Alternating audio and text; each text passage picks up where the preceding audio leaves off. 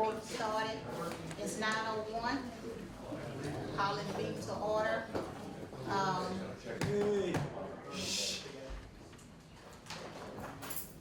Brad, can you give us the invocation? Yes, ma'am. Also give us the pledge too. May we stand? Supervisors. Heavenly Father, we thank you this morning, God. We just ask, oh God, you continue to reach out and stretch and touch each one of us, oh God. Father, we just ask, oh God, you continue to touch our elected officials, God. Father, continue to strengthen them, give them peace of mind, and Father, give them the wisdom and courage, oh God, to lead your people. Father, we just want to pray, oh God, for our soldiers. Pray for this country, oh God. Father, continue to touch, oh God, as we go forth, oh God. Father, we just pray for this community, all our first responders, our schools, our kids, our doctors, our nurses, paramedics, and everyone, law enforcement officers, and also our county employees. Father, continue to keep us safe today, oh God. And Father, we just ask, oh God, that you continue to bless this county, oh God. Let it be a beacon, oh God, in this state and in this country, oh God. And Father, we just continue to pray for peace, we pray for strength, we pray for unity. In the name of the Father, Son, and the Holy Ghost, in Jesus' name we pray. Amen. Amen. Face the flag, touch the other right. Pledge allegiance to the flag of the United States of America and to the republic for which it stands, one nation, under God, indivisible, with liberty and justice for all. Thank you. And next on the agenda is the approval of the minutes. Everyone read the minutes? Can I get a motion? So moved. Got a motion by Supervisor Middleton. Second. A second by Supervisor Wilson. Any discussion? All in favor say aye. Aye. All opposed? The ayes have it, motion carried. Next, we have the approval of the docket. So moved. Second.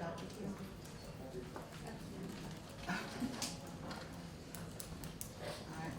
Got a motion by Supervisor Wilson and a second by Supervisor Gaines. Any discussion? All in favor say aye. All opposed?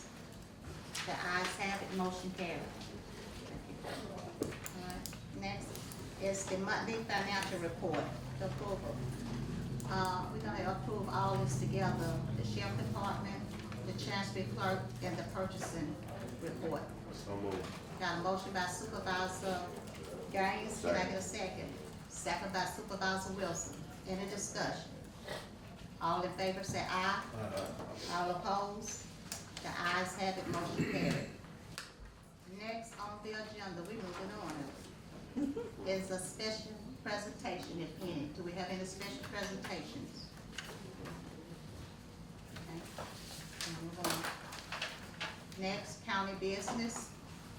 I'm gonna do Mr. Camo Construction first. Project update. Is he here?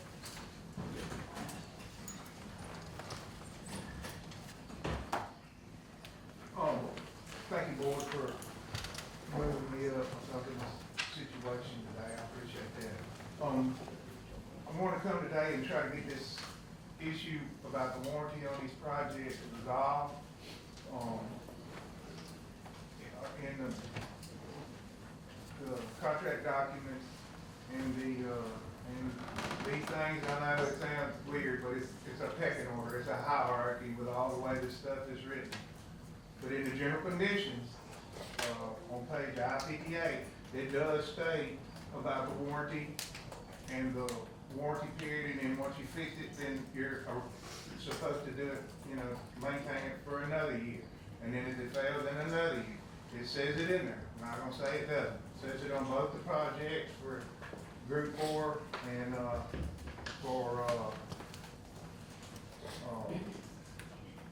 Magnolia Bluff, Sites 1 and 2, and Lincoln Heights Road, both in those. All right, then next what comes is your supplemental general conditions, which they're supposed to add or delete items in your general condition. Both projects don't have any supplemental general conditions at all. All right, then the next pecking order is your special provisions. And in the special provisions for these projects, both of them, and it states that the contractor hereby agrees to make at its own expense repairs or replacements necessitated by defects in materials and workmanship supplied under terms of this contract, which will come evident within 1 year after the date of final acceptance. The contractor further assumes responsibility for a similar one-year guarantee for work and material provided by subcontractors and manufacturers of packaged equipment components. The effective date for the start of the guarantee or warranty period is defined as the date of final acceptance established by the engineer in the certificate of final acceptance, which we got. So, I went to a website, and both jobs had that same, both projects had that same verbiage in the special provisions. Then I went to a website that deals with this stuff on your pecking order. And it says, in it, and I'm not gonna read all of it to you, but it says, precedent, special provisions, override general conditions when a conflict exists. Then it goes on to say hierarchy. Special provisions take precedent over general conditions. So, that being said, it's a 1-year warranty as per the special provisions. And that's what I'm trying to explain this morning. I know it gets convoluted with the different types of provisions, but I don't want no hard feelings with this board at all. None. I mean, we've worked hard to get y'all's trust again. And, you know, if George has something different to say, I don't know. But I'm just going by what the contract says.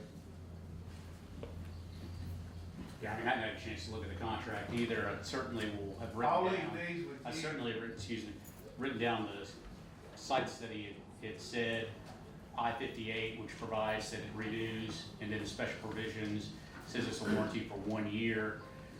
You know, I'll get with George and respond back to Camo. I mean, off the top of my head, the first rule of any type of construction, whether it's statutory or contracts, is that you're supposed to harmonize the provisions so that they both are given effect. You don't implicitly eliminate a contract. It should expressly say that this is changed for whatever. So, but like I said, I'll review what he's talking about, and I'll get with George, and then we'll shoot a response and copy the board if that's okay.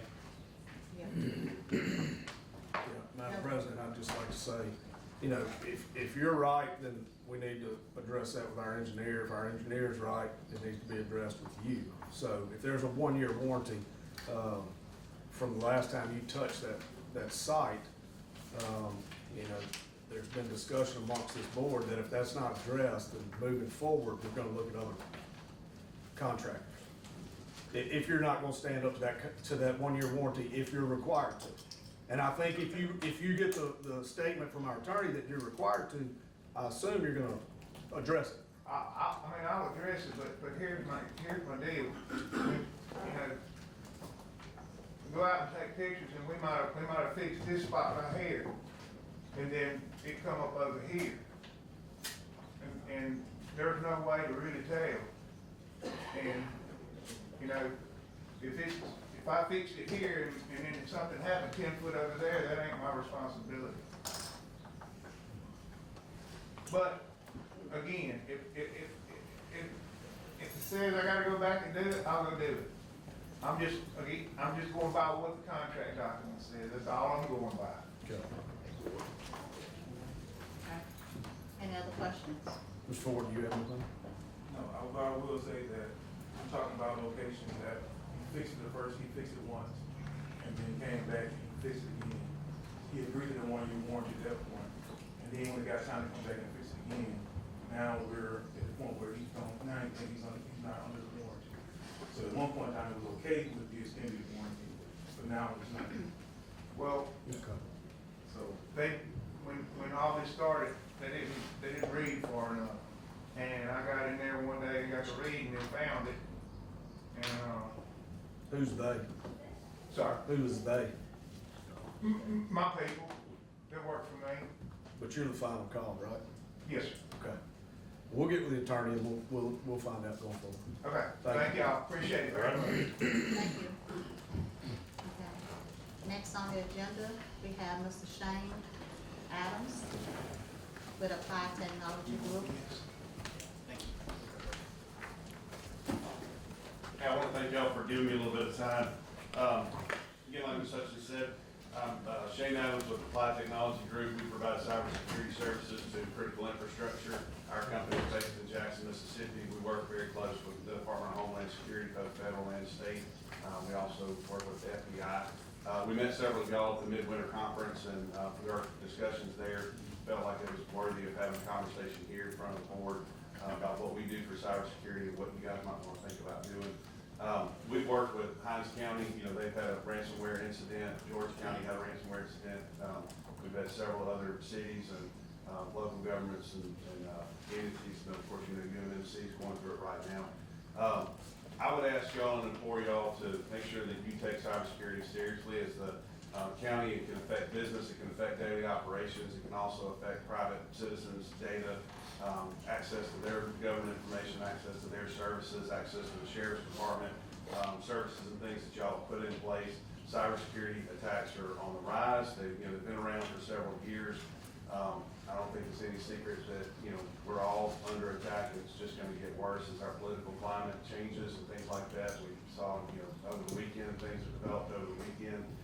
There's already advisories out there from Homeland Security to make sure that we're taking care of our data and our systems. So, one of the things that the reason that I bring it to the Board of Supervisors is that without y'all's permission and y'all's support and things going forward, we can't do anything in the back office to evaluate your systems and work with Homeland Security and work with y'all's people to build that bridge and figure out what you need to do to secure your systems.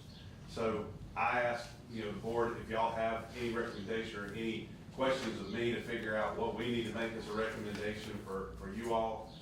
Again, the conversation was opened up, and I feel like everybody needs to be on board with, does Adams County need to move forward with some type of cybersecurity evaluation or program or something like that, figure out where y'all are and what you need to do. I know, we attended a conference, and a couple of meetings. The Midwinter Conference, they talked about cyber, security, and also another conference I attended, and they talked about cyber security, how important it is, and, how it's affecting everything today.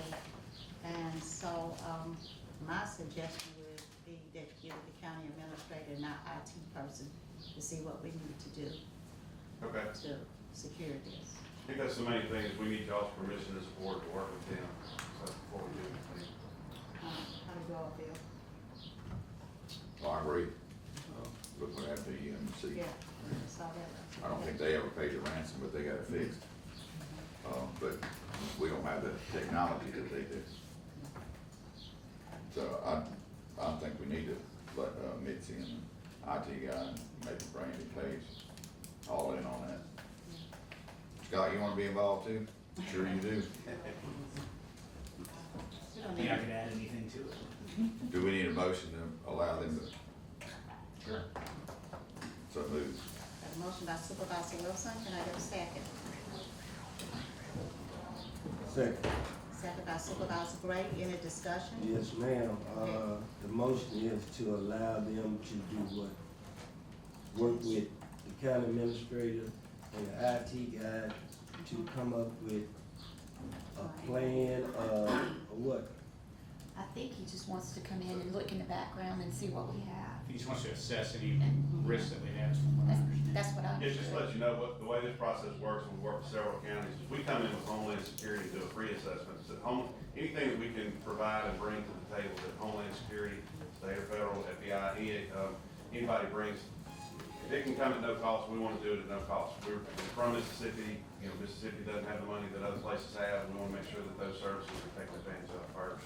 So the permission would be for us to bring Homeland Security in and do their assessment. It takes about 2.5 hours to do that assessment. We'll come down, I'll come down and provide, my services at no charge at that point. But that does always unearth what else needs to be done, and at that point, we'll start working on getting y'all a proposal for what it takes to do a proper security program for Adams County. So then we bring that proposal back to y'all, either in a session or work session, to figure out what what they'll be doing is just an assessment at no cost. That's what I wanted to hear. Yeah. That's right. Make sure. Surely understand that. All right. Well, did I carry the No, we motion? didn't. All in favor, say aye. Aye. All opposed? The ayes have it, motion carried. Okay, next on the agenda is the Natchez Children's Service. Ms. Catherine McFay. Good morning, board. How are y'all doing? All right, here. Thank y'all for having me. Like you said, my name is Catherine McFay. I'm the executive director with Natchez Children's Services. This is not my first time here, so I'm sure y'all are aware of the services that we provide, but I do want to just remind you, we provide services to children of Adams County and 4 surrounding counties who are victims of crime, child abuse and neglect, and witness to crime as well. Over the last year, we have served 441 kids total. 304 of those are Adams County cases alone. So we are coming, or excuse me, I'm coming to ask for the county to include us in your appropriations. We've made the request, and for several years we have not been included in the appropriations. I think the last year was 2021. So I would just come again and ask that we be included in the appropriations, and then for this year to have your support financially for the services that we provide to the kids and their families at no charge. And I've provided some packets for each of you with the letter included, and then just some more general information about who we are and what we do. Do we know why we haven't been supporting this group? I thought we were. Yeah, they used to support them pretty. We used to support them, but didn't something happen when made us stop I looked supporting back them? and the last time we had made a donation or appropriation was in 2010. They help us out a ton. If y'all don't support nobody else, please support our CAC, because there's certain interviews we cannot do without Who you their want to assistance. kick Not off? your budget. Huh? Who you want to kick off the list? I think we need to support them.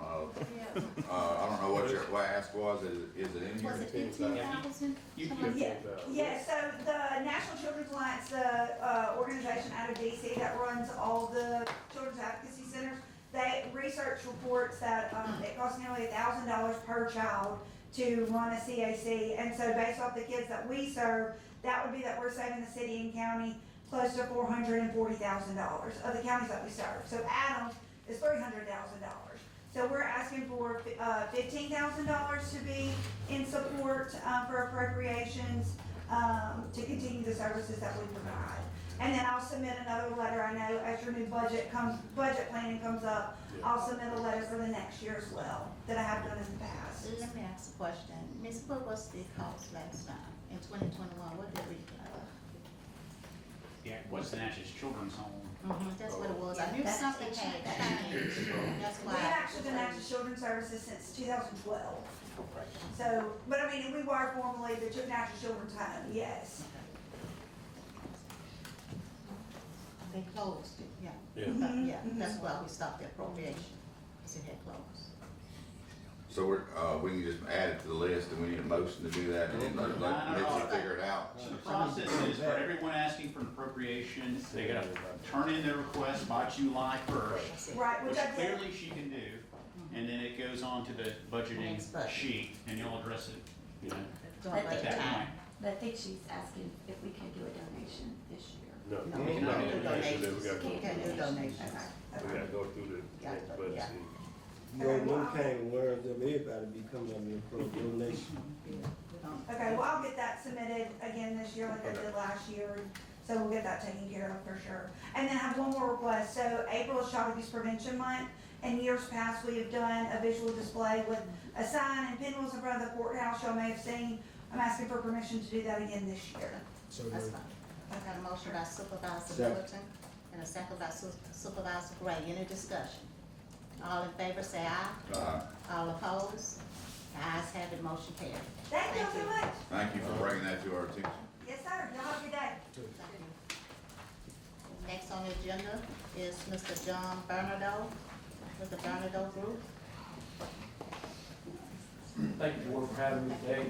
My name is John Barnado. I own the Barnado Group. I am one of the largest independent voluntary benefit brokerages in the South. I'm based out of Baton Rouge, so not far away.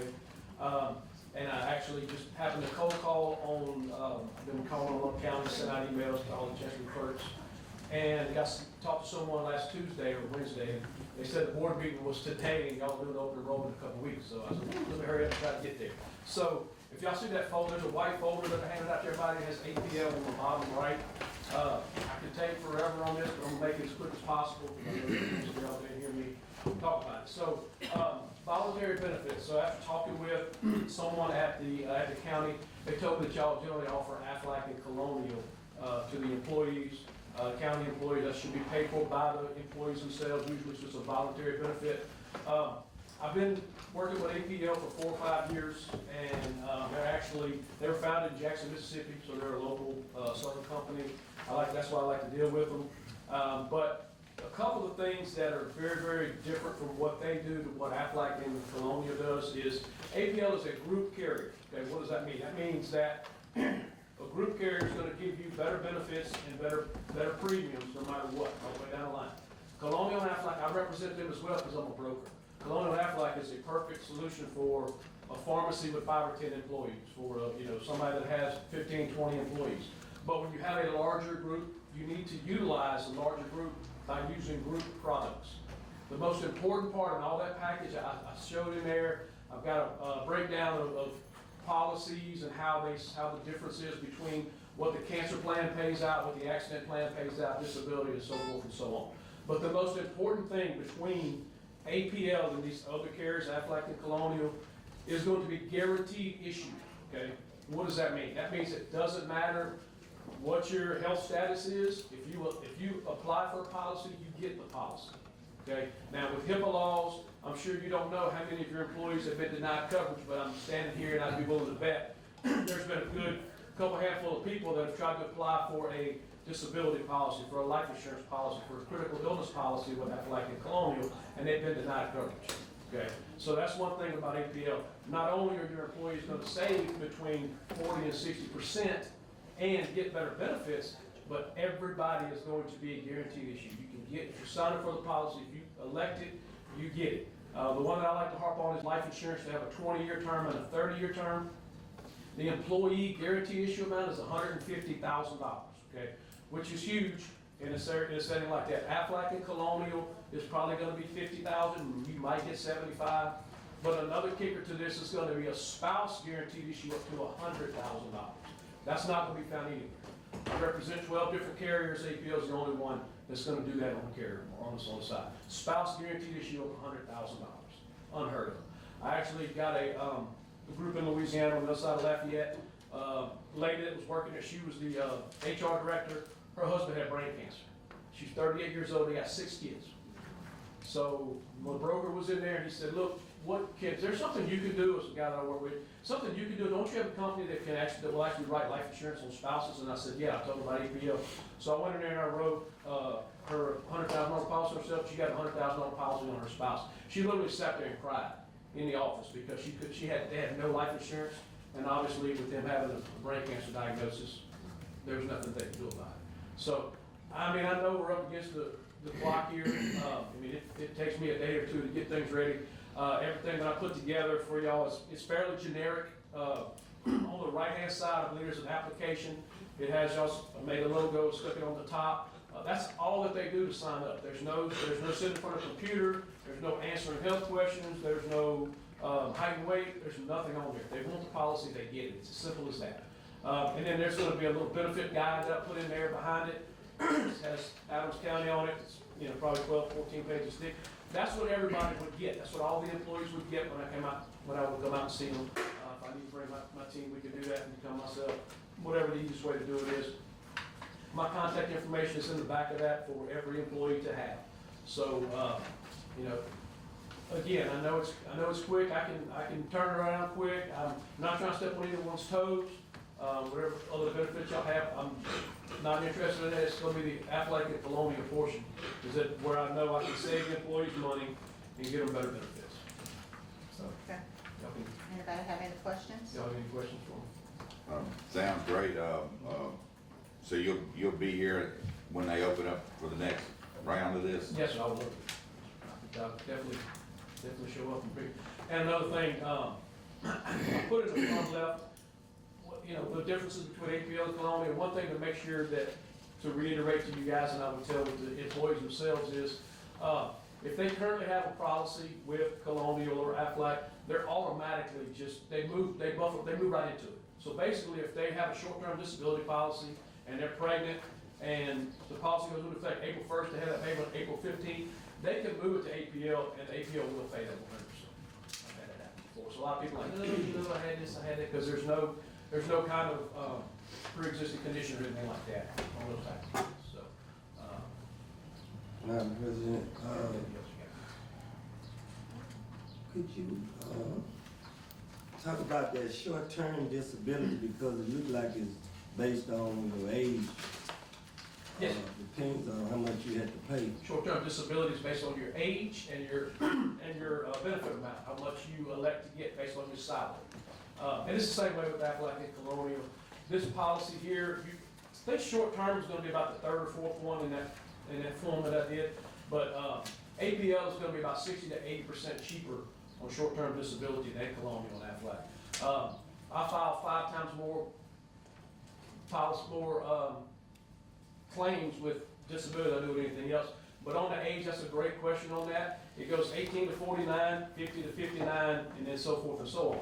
If there's an employee that bought that policy when they were under 50 years old with Aflac or Colonial, and that would make them get a higher premium, then we would go back to that age bracket. APL is the only carrier that I've ever talked to in my 12 years of doing this that will do that, to guarantee that there's nobody that gets any rate increase. One more simple question. You said somebody already have Aflac, there's no problem to switching over to this? So How would that go? So what they would do is sit down with them, sign the paperwork, get them to move. The only time, I've been doing this for 12 years, the only time that I see someone stay with the Colonial or Aflac is if they've had like you said, cancer policy, and they've had cancer before. If that's the case and you got paid out with them, I would probably tell you to stay on that one, because you're not gonna get that new diagnosis benefit, so forth and so on. But just as far as moving over, it's as simple as signing that paper saying I move over. I make contact to whoever handles the payroll. I send them a deduction summary. We reach out to Aflac. I get a letter signed, however they want to do it, and I can do it myself because I'm an Aflac agent, and I can say, hey, Tom Smith wants to cancel his Aflac coverage 3/31/26, and then they'll automatically. So what they'll do is their benefits will terminate on 3/31 at 11:59 at night, and then 4/1 at 12:00 a.m. they will have it. So they won't be allowed to coverage or anything like that. All right, thank you. And I see that you're looking at the benefit guide that I sent you there. Those are weekly rates. I didn't know y'all's pay cycle at the time, or if y'all were weekly, bi-weekly, semi-monthly. I just did that as a sample, so that's what those rates are. I'm looking for myself, you see. Well, I see you with the pen, I'm like, wait, I see you with the pen, I'm like, what the hell? But you see them way down here at the bottom, you know that. Hey, but you're covered, see, that's the main thing. But yeah, so that's where we're at. Any other questions y'all have on?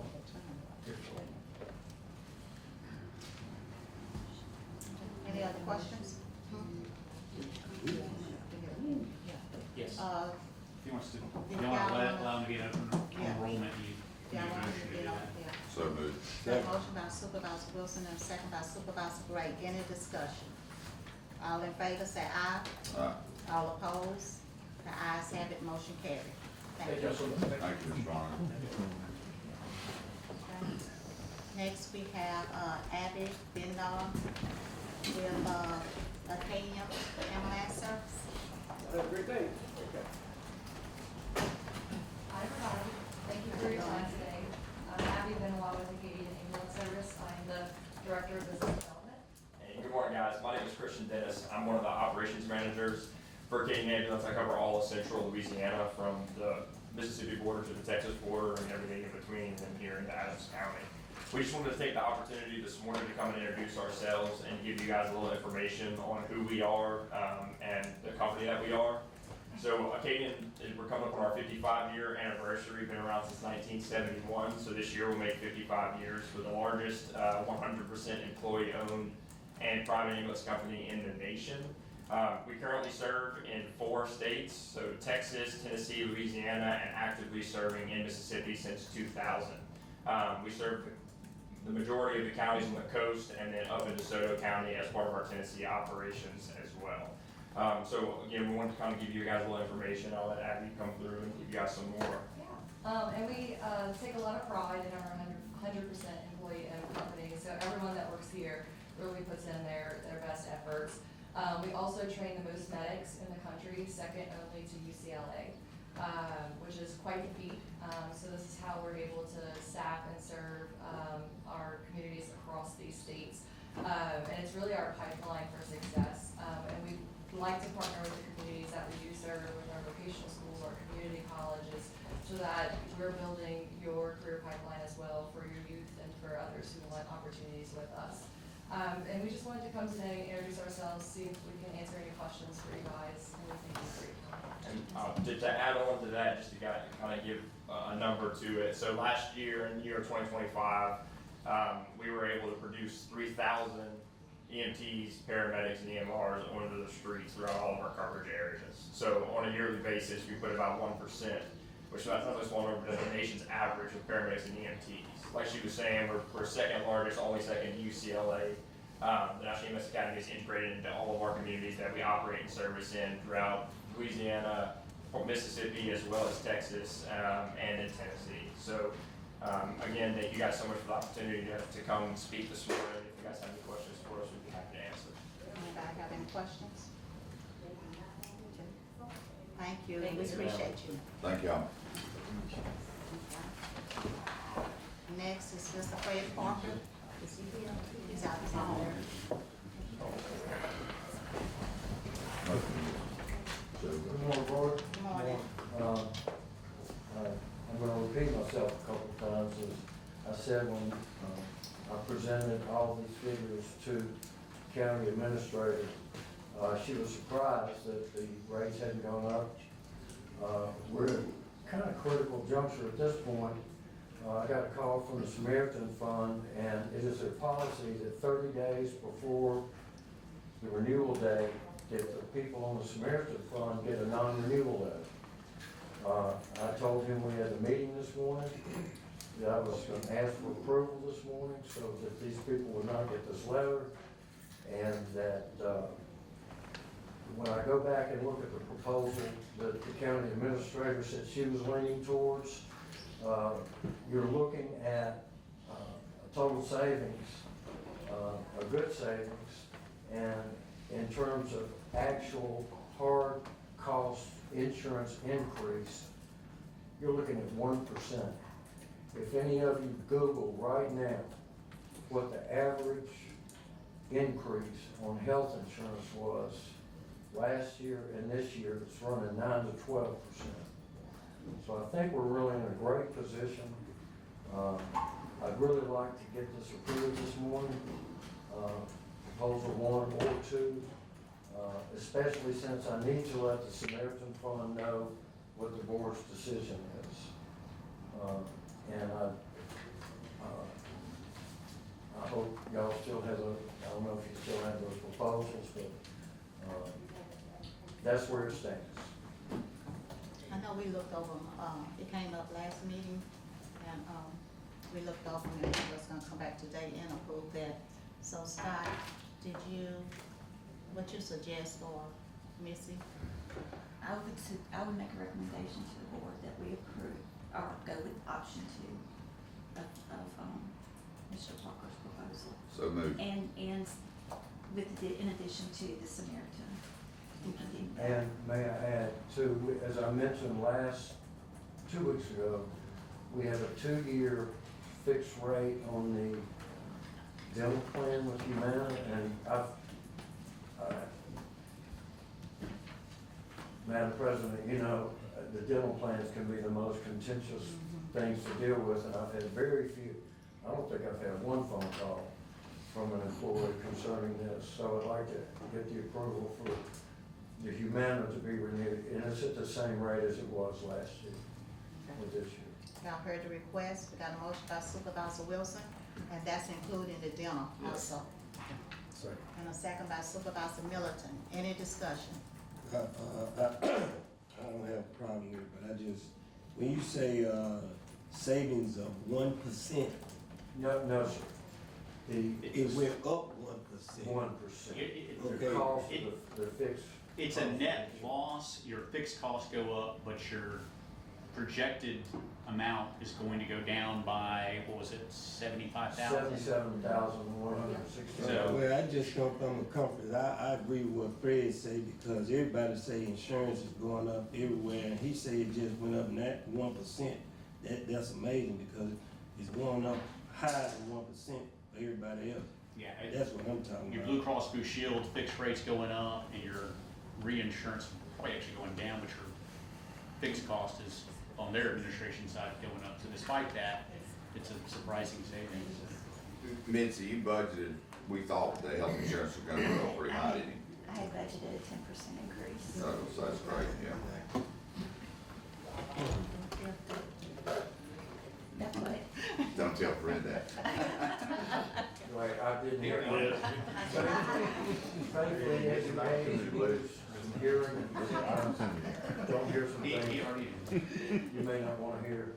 Actually, I told him, he told me what it was. I was like, that's very good news, because I had budgeted it.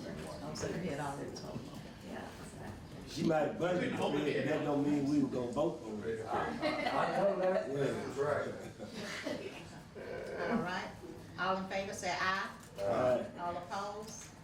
The ayes have it, motion carried. Thank you. Thank you, and Board, I'd like to thank you for your vote of confidence, because sincerely enjoyed working with the employees of the county and helping them when they have problems. It's a joy. Thank you, Fred. Thanks, Fred. Appreciate you. Okay, next we have city government business, if any. Do we have any city business? Any city? Okay, we'll move forward. Next we have the departmental reports.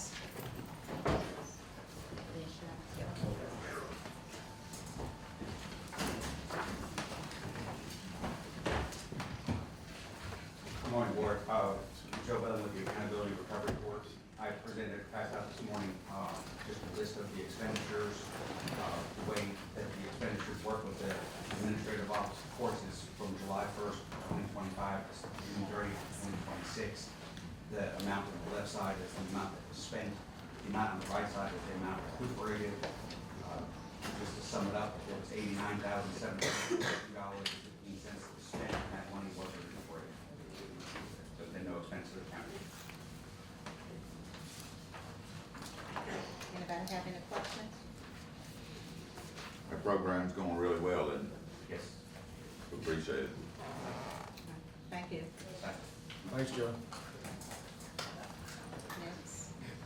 Good morning, Morning. Mary Kay Doherty with Adams County Youth Court. We have received renewed a grant that we had before from the Department of Public Safety and Planning.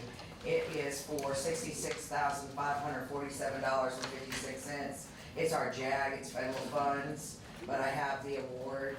I had previously requested to write the grant, and now we have received it. So I just have a lot of signatures needed by President Hutchins.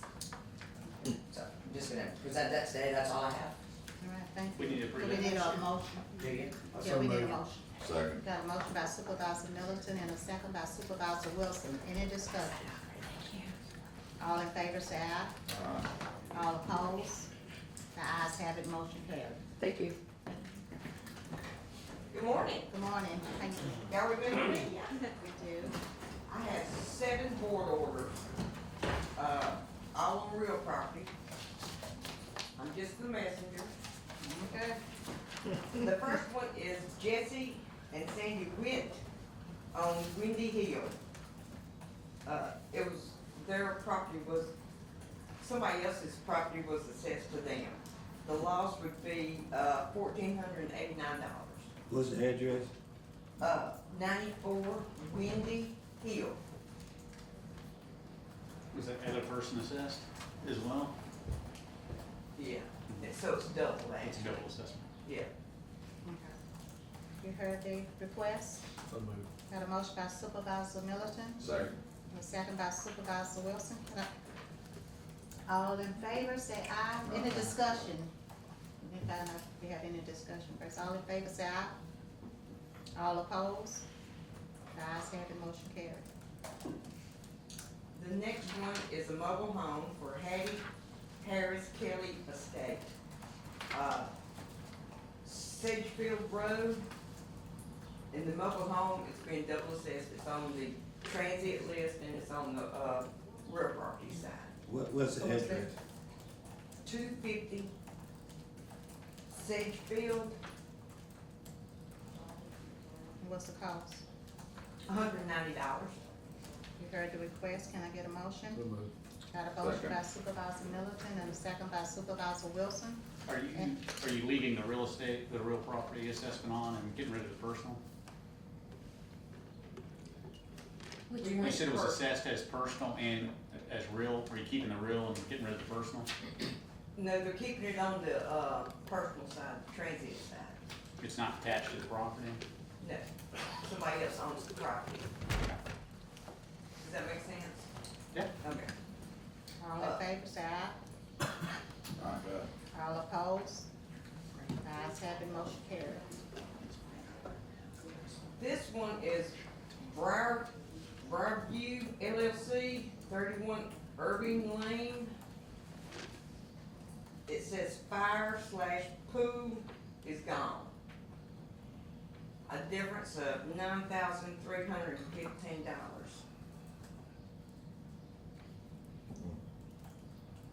You got a name on that? Briarview LLC is all I have, sir. My guessing is it's Sir, ma'am? So that's up on the hill at the big.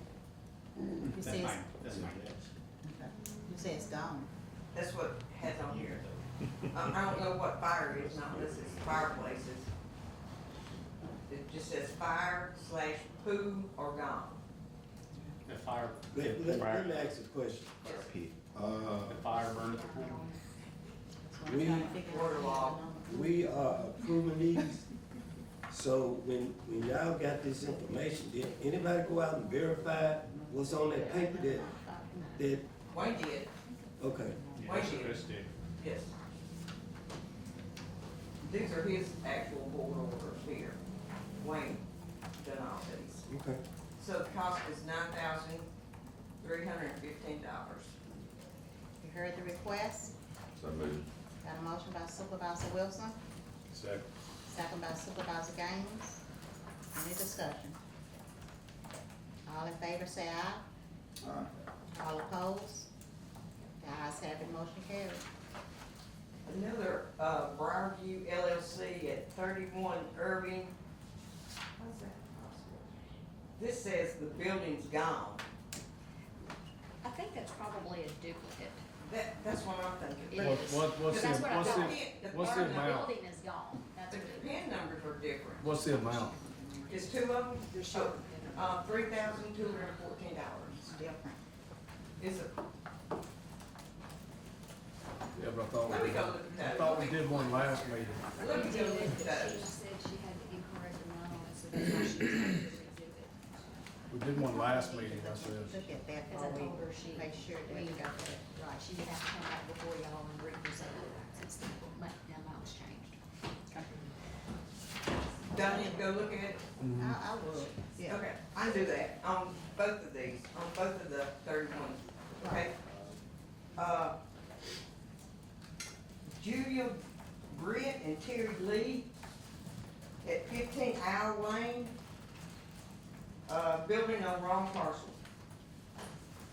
So this building shouldn't have been on this parcel. So basically it's been double assessed. What's the cost? $3,190. But it's on, it's been assessed on the other property? Yes, sir. I did check that one last night. So moved. A motion by Supervisor Middleton and a second by Supervisor Wilson. Any discussion? All in favor, say aye. All opposed? The ayes have it, motion carried. Gary Morgan, he's been double assessed on the Grange Road for $227. What's the address? All I have is LaGrange Road, sir. Very end of the To what? 22780. So moved. Second. Got a motion by Supervisor Middleton and a second by Supervisor Wilson. Any discussion? All in favor say aye. All opposed? The ayes have it, motion carried. Johnny and Diane Wright on 74 Far Road. It says clerical error, social security incorrect. You heard the request, can I get a motion? What's the cost? What was, $972.31, $972.31. what's this one now? It says clerical error. Is that for homestead? That's what I would think, yes. Social security number was incorrect. Because Yeah, it's I'm social guessing it's a security homestead, number. right? That'll be, I would think it would be the homestead part. What was that last name again, Peggy? Right, Johnny Wright, 74 Far. all in favor say aye. All opposed? I don't think We didn't make, you didn't make a motion? Okay. Can I get a motion? so moved. Got a motion by Supervisor Middleton, I will, but I didn't. And a second by Supervisor Wilson. Any discussion? All in favor say aye. All opposed? The ayes have it, motion carried. Okay, I'm finished, now I'll go to Irving and report back. Ms. Peggy, Sir. Next, Chucky, come on. My name is Dr. Martin, with the Comptroller for Adams County. I was coming to get permission to travel to a spring educational conference in Richmond, Mississippi, April 21st through the 23rd. So moved. Got a motion? Yeah. Second. Okay. Got a motion by Supervisor Wilson and a second by Supervisor Middleton. Any discussion?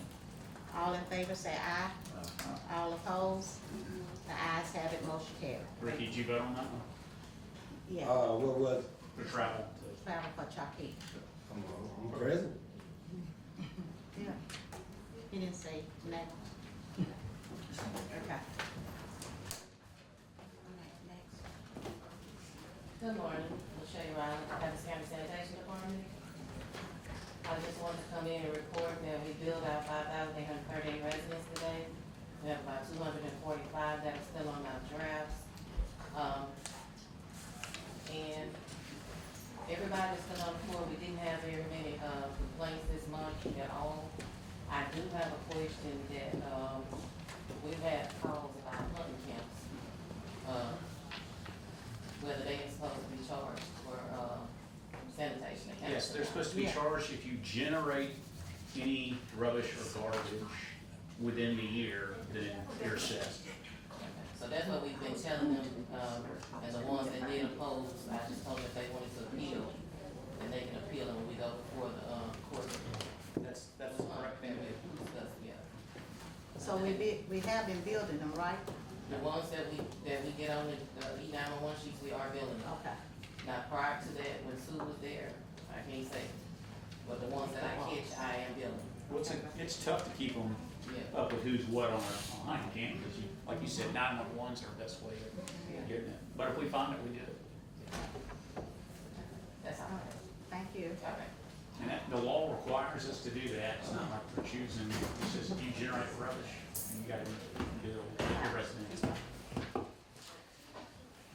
Morning, Board. Samuel Minor, Veteran Service Officer for the county. I have a few things I want to talk to you about this morning. The first thing was to address the email from Supervisor Gray. I am in compliance with all those requirements from the state.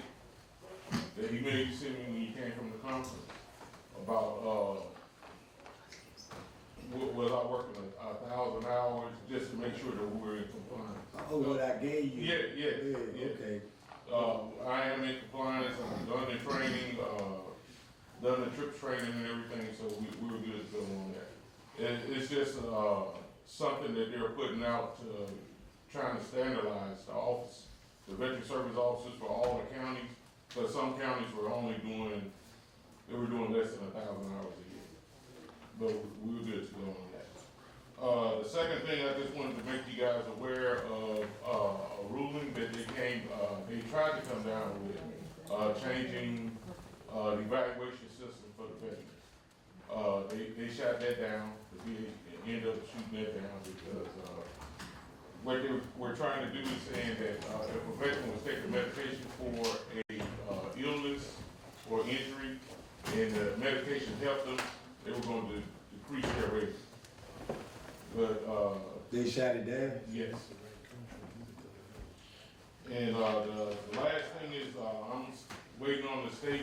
I just sent them another email with, all my paperwork for my PIP card, which would give me access to the national database. Just waiting on them to go ahead and tell me when I have an appointment to go, do the last little bit of training for that. And that's all I have for you, unless you have anything for me. I got a package for you. Okay. Next.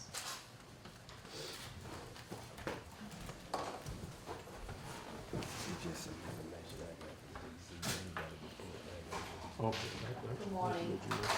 Janine Price, purchase clerk for Adams County. On February 26th, we had our 6-month roll supply bids, and I would like to go over them. And I would like to ask the question, if there was only one bid, would you still like for me to go through the details of it or not? What is this on? 6-month roll supply. Yeah, just enough to identify it. Excuse me? Just enough to identify Okay. this in the cost. All right. First, we have the hot mix asphalt. We only had one bid, it was APAC. They won on the laydown price for all of them for 1 and 1.5 and 1.5 to 2 inch. $200 for the 50 to 200, and the same for the 1.5 to 2 inch. The 201 to 500, $88, and the same for the 1.5 2 inch per ton. Laydown price for 501 tons and above, it was $51 for 1.5 per ton, and 1.5 to 2 inch, $49. Leveling, $148 for both, 1.5 to 2 inch, and 1.5 to 1. And for the patching, 101 square feet and above, $100 per ton. The hot mix asphalt surface, $100 per ton. Hot mix asphalt contractors mix, $100 per ton. Tack coat, $5 per ton. The next one we have is cold patch. We only had one quote for $147.85 per ton, and that was with Material Resources. The next one we have is concrete. And now, we only had one quote, bid, MMC. Flowable, $133 per cubic yard. Ready mix, 3,000 pressure, $166 per cubic yard. Ready mix, 3,500 pressure, 171 cubic yards. Ready mix concrete, 4,000 pressure, 176 cubic yards. Pea gravel, grout, 177 per cubic yard. 2% calcium hardened, $14 per cubic yard.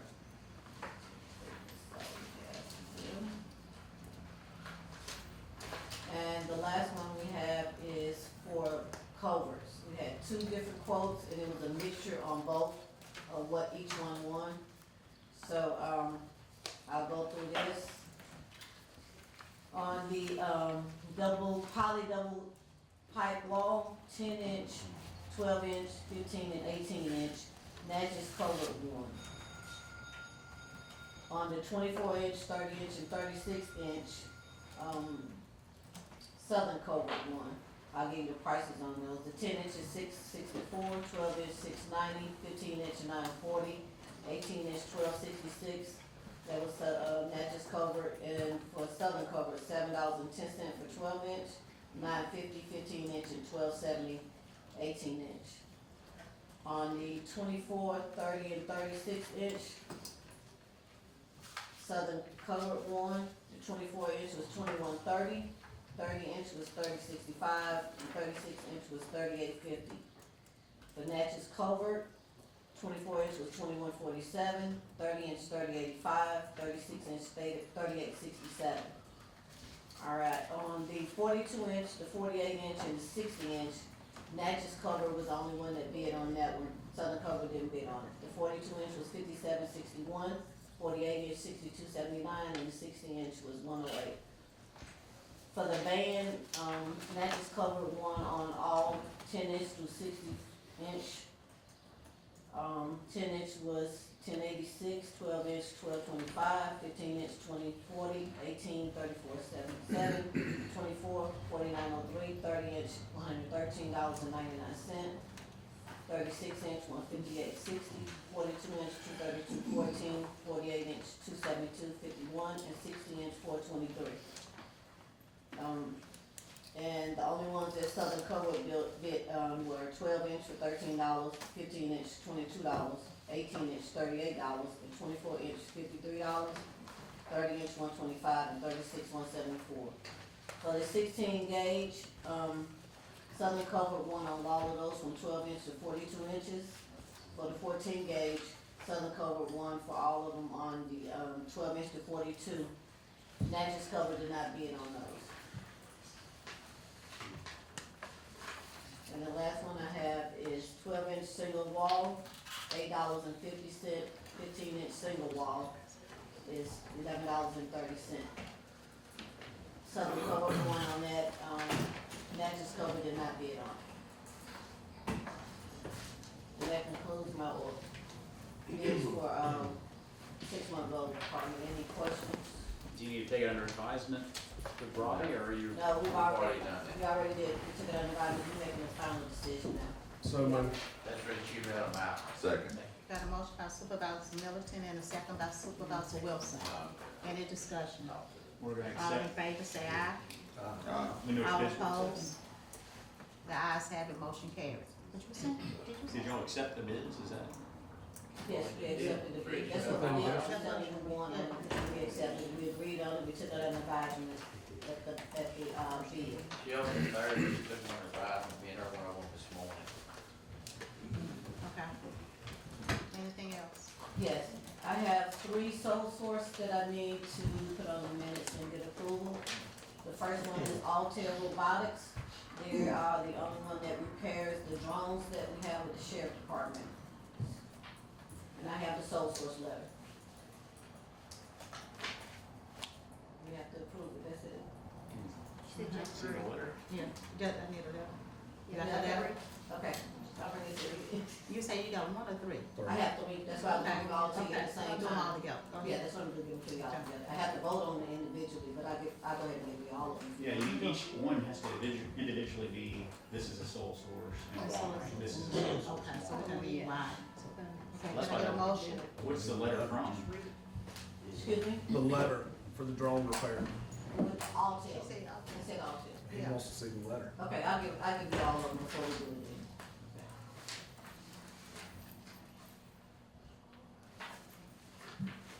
I'll just give you copies of, I got these, because I got shoot them, because they don't appeal. I just made copies of the POs.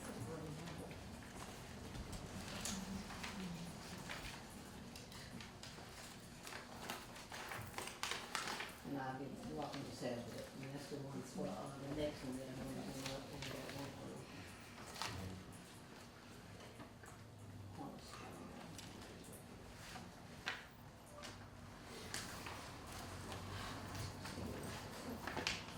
Alright, I don't wanna pick up this, but I can.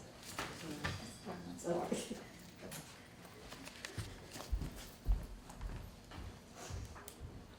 Okay, so that, he has Altair, that was the first one, if we wanna vote on that one, once we go over it.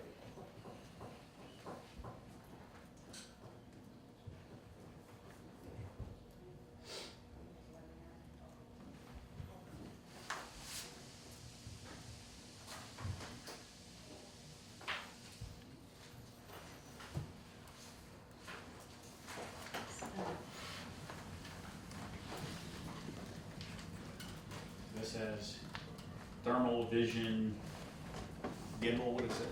Is this the only one that does thermal vision? You're asking, is it the only one?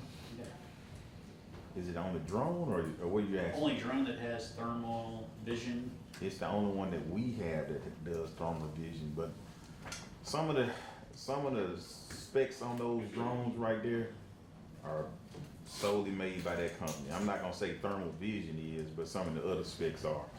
And we went through all of the things that we've done with the insurance company. When the drone crashed, they paid out, I think it was like $9,200 on the drone. And so I have it in my budget to make up the other. It's insurance too. Yeah, it's insured, but I have it in my budget to pay for the remainder of the repairs, which I think is around $2,000. So we just need the board's approval for me to go ahead and get these drones fixed so we can get back up and running. That drone can fly like 9 miles out of the It's just not, you don't see drones that can do that. It is probably one of the best drones that's on the market. And due to national things that have taken place, it is one of the few drones that we can even purchase legally now. So that's pretty much why it's a sole source, because we can no longer obtain drones from across seas and things of that nature. So it's a lot of reasons why it's a sole source though. Yeah. Yeah. It goes 9 miles an hour and what else? No, And it can, yeah. The range is 9 miles. The range is 9 miles. Range is 9 miles. It has the thermal imaging on it. It has AI tracking where we can put it on a car or a person and we can put that bird up and it'll track them, give us their GPS locations so we can get to them. That's kind of what happened with the lady down south that went almost in the lake down south. We didn't have this drone at the time, but they brought theirs up. This is kind of similar to that, but it's a lot better. So. The biggest thing is though that they restricted where we can purchase from nationally. Who restricted it? The president.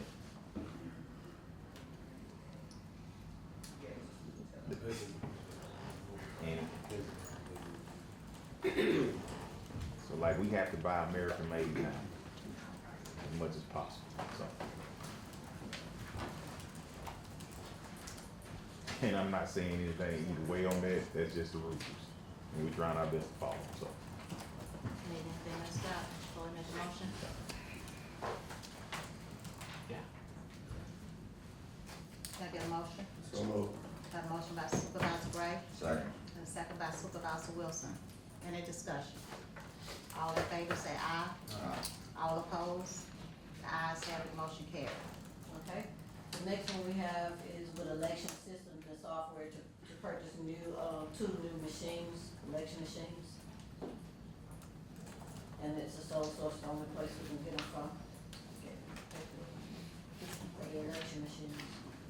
Do they have a budget or, Yes, is that- everybody has a budget, and they went through Missy for this as So well. they get $42,000 from the state, and so I increased their budget by It was a which was 18,000. So moved.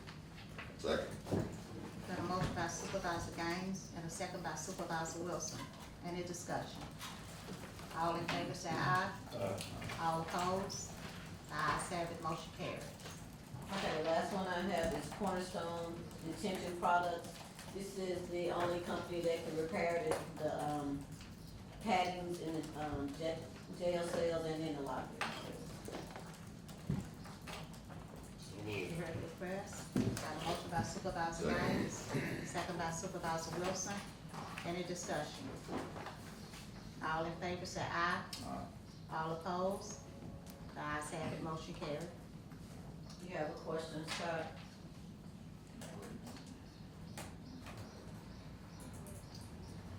They've been a sole source for padded sales for 10 years. Yes, the reason I have to come back up here, because I have to call state audit. Even though we have them in the minutes for previous years, I still have to come back because we got to, make sure they are still the only Right. sole source. So a lot of these are already in the minutes. You just have to come back and ask every time.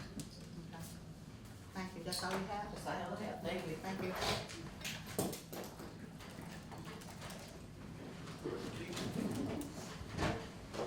Good morning, Board. Good morning. Spencer Stutzman, Adams County Power and Internal Ordinance Processor. I have one request today from AT&T Mobility. And they request a permit to replace equipment on an existing SBA tower located at 33 McNeil Road. The project will include the removal of one out-of-service 30-kilowatt generator and replace it with a new 30-kilowatt Kohler generator and transfer switch. The placement of this additional equipment will ensure continuous AT&T service during power outages at the site, which covers the Highway 98, 61, and 84 corridors around Washington. Ordinance requirements have been met. Generator replacement is not covered in the ordinance fee schedule. I request the board to approve this AT&T mobility application. You heard the request? So moved. Got a motion by Supervisor Wilson, Second. second by Supervisor Gaines. Any discussion? Madam President, what'd you say was not covered? You mentioned something. The replacement of a generator is not covered in the ordinance fee schedule. All in favor, say aye. Aye. All opposed? The ayes have it, motion carried. Thank you, Mr. Smith. Any other questions? Such as me, you had I was invited to a neighborhood watch meeting at the Grange. Right. And, had a citizen concerned in that tower there behind the playground didn't have the lights on. Right. There's no lights on that tower. Sure. In the Grange. In the Grange. Tower, you said that the playground You can see would be it. back towards, yes, Kingston Road, you know, that.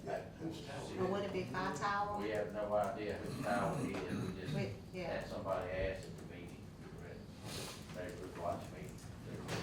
Said he called the airport, which somebody said he called the airport, he called different places back, it's been a few months ago. Yeah.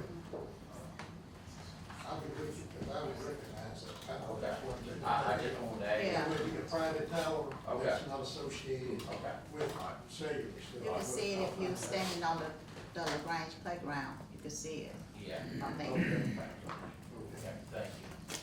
Thank you. Wanna come on, Ron? What pool I back was there? gonna say, if Mr. Okay, you can come on. I didn't know if I had any questions for him, but he's got a 11 o'clock security meeting. Okay, that's fine. Carl Beasley, representing Natchez Adams County Airport, just a quick update, haven't been here in a while because in the construction meetings, Mondays were holidays. So, airport improvements continue to happen out there, the guys now have uniforms, looks great, we're getting it cleaned up. I don't know when's the last time you've been out there, but there was a lot of disrepair, and we're addressing it now. So I'm glad to hear that you over budgeted for insurance, because I did use that at 9%, I didn't use, but we'll get it back in line. Badging, we're badging everybody out there. It is not a requirement by the FAA or TSA, but we feel it necessary to do that. If anybody's like me, if I walk out there and I see a regional jet, I'm gonna go look at it, so we're trying to keep people from getting arrested.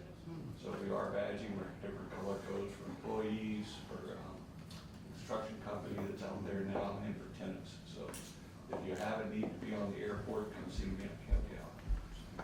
New fee updates, I believe last time I was here, I told you we were gonna start implementing handling fees or minimum fuel charges fees. Well, in the past 14 days, it's been $1,000 of handling fees collected that we normally wouldn't have gotten, not to mention increased fuel sales. Because the minimum, they'll take that fuel over that handling fee if they can at all do it, so it's actually working. Part 139, our compliance for commercial operations, we're at class 4. Larry Matthews has done an outstanding job helping us get back into compliance. We had our inspection December 10th of last year, a few things out of compliance. We got them all completed a month ahead. So we're back there, now we're working to go to a class 1, which includes an airport security plan, which to date 11, me and the sheriff, his department has been working great with us to get our airport security plan in place. So at 11, we have a meeting today to go over the initial draft to submit to the FAA for approval.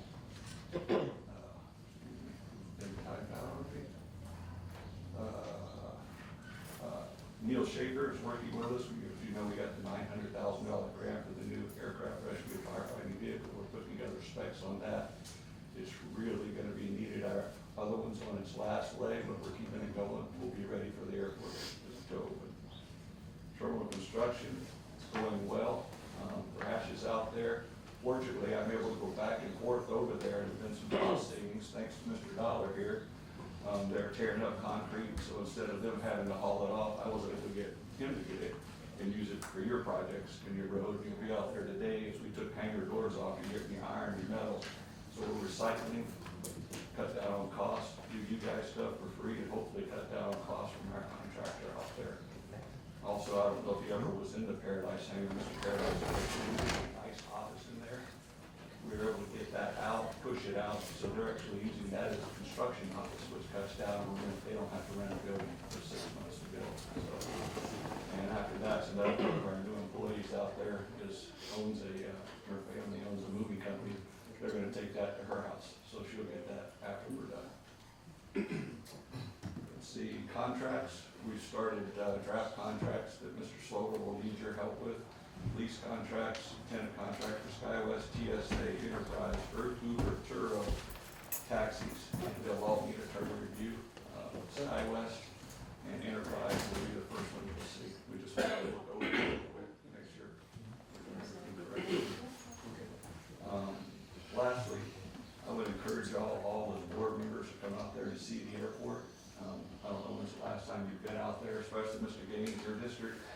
And Ms. Hutchinson, as president, you're gonna be getting a lot of questions from everybody on the airline. I think it'd be very beneficial if you came out and got firsthand. I'd be happy to take you and show you anything you wanna see out there. Any questions for me? Madam President, I think you're doing an amazing job, and, when you say that you collected fees or whatever, y'all have an account that y'all put that in, or where do the money go? So it goes into our budget to help fund that airport. Okay. So it's not, it's called non-fuel fees now, that's handling, so this has never been done at the airport, most airports do it. And the pilots, quite frankly, they whip out that credit card for, I think our biggest one was $425 last week just to show up, land, and take off. And we haven't been collecting that, but that's gonna help that airport drastically improve. Thank you. All right, any other questions? Appreciate what you're doing out there, y'all are doing a great job. Thank you so much. Thank you, Carl. See you in a minute.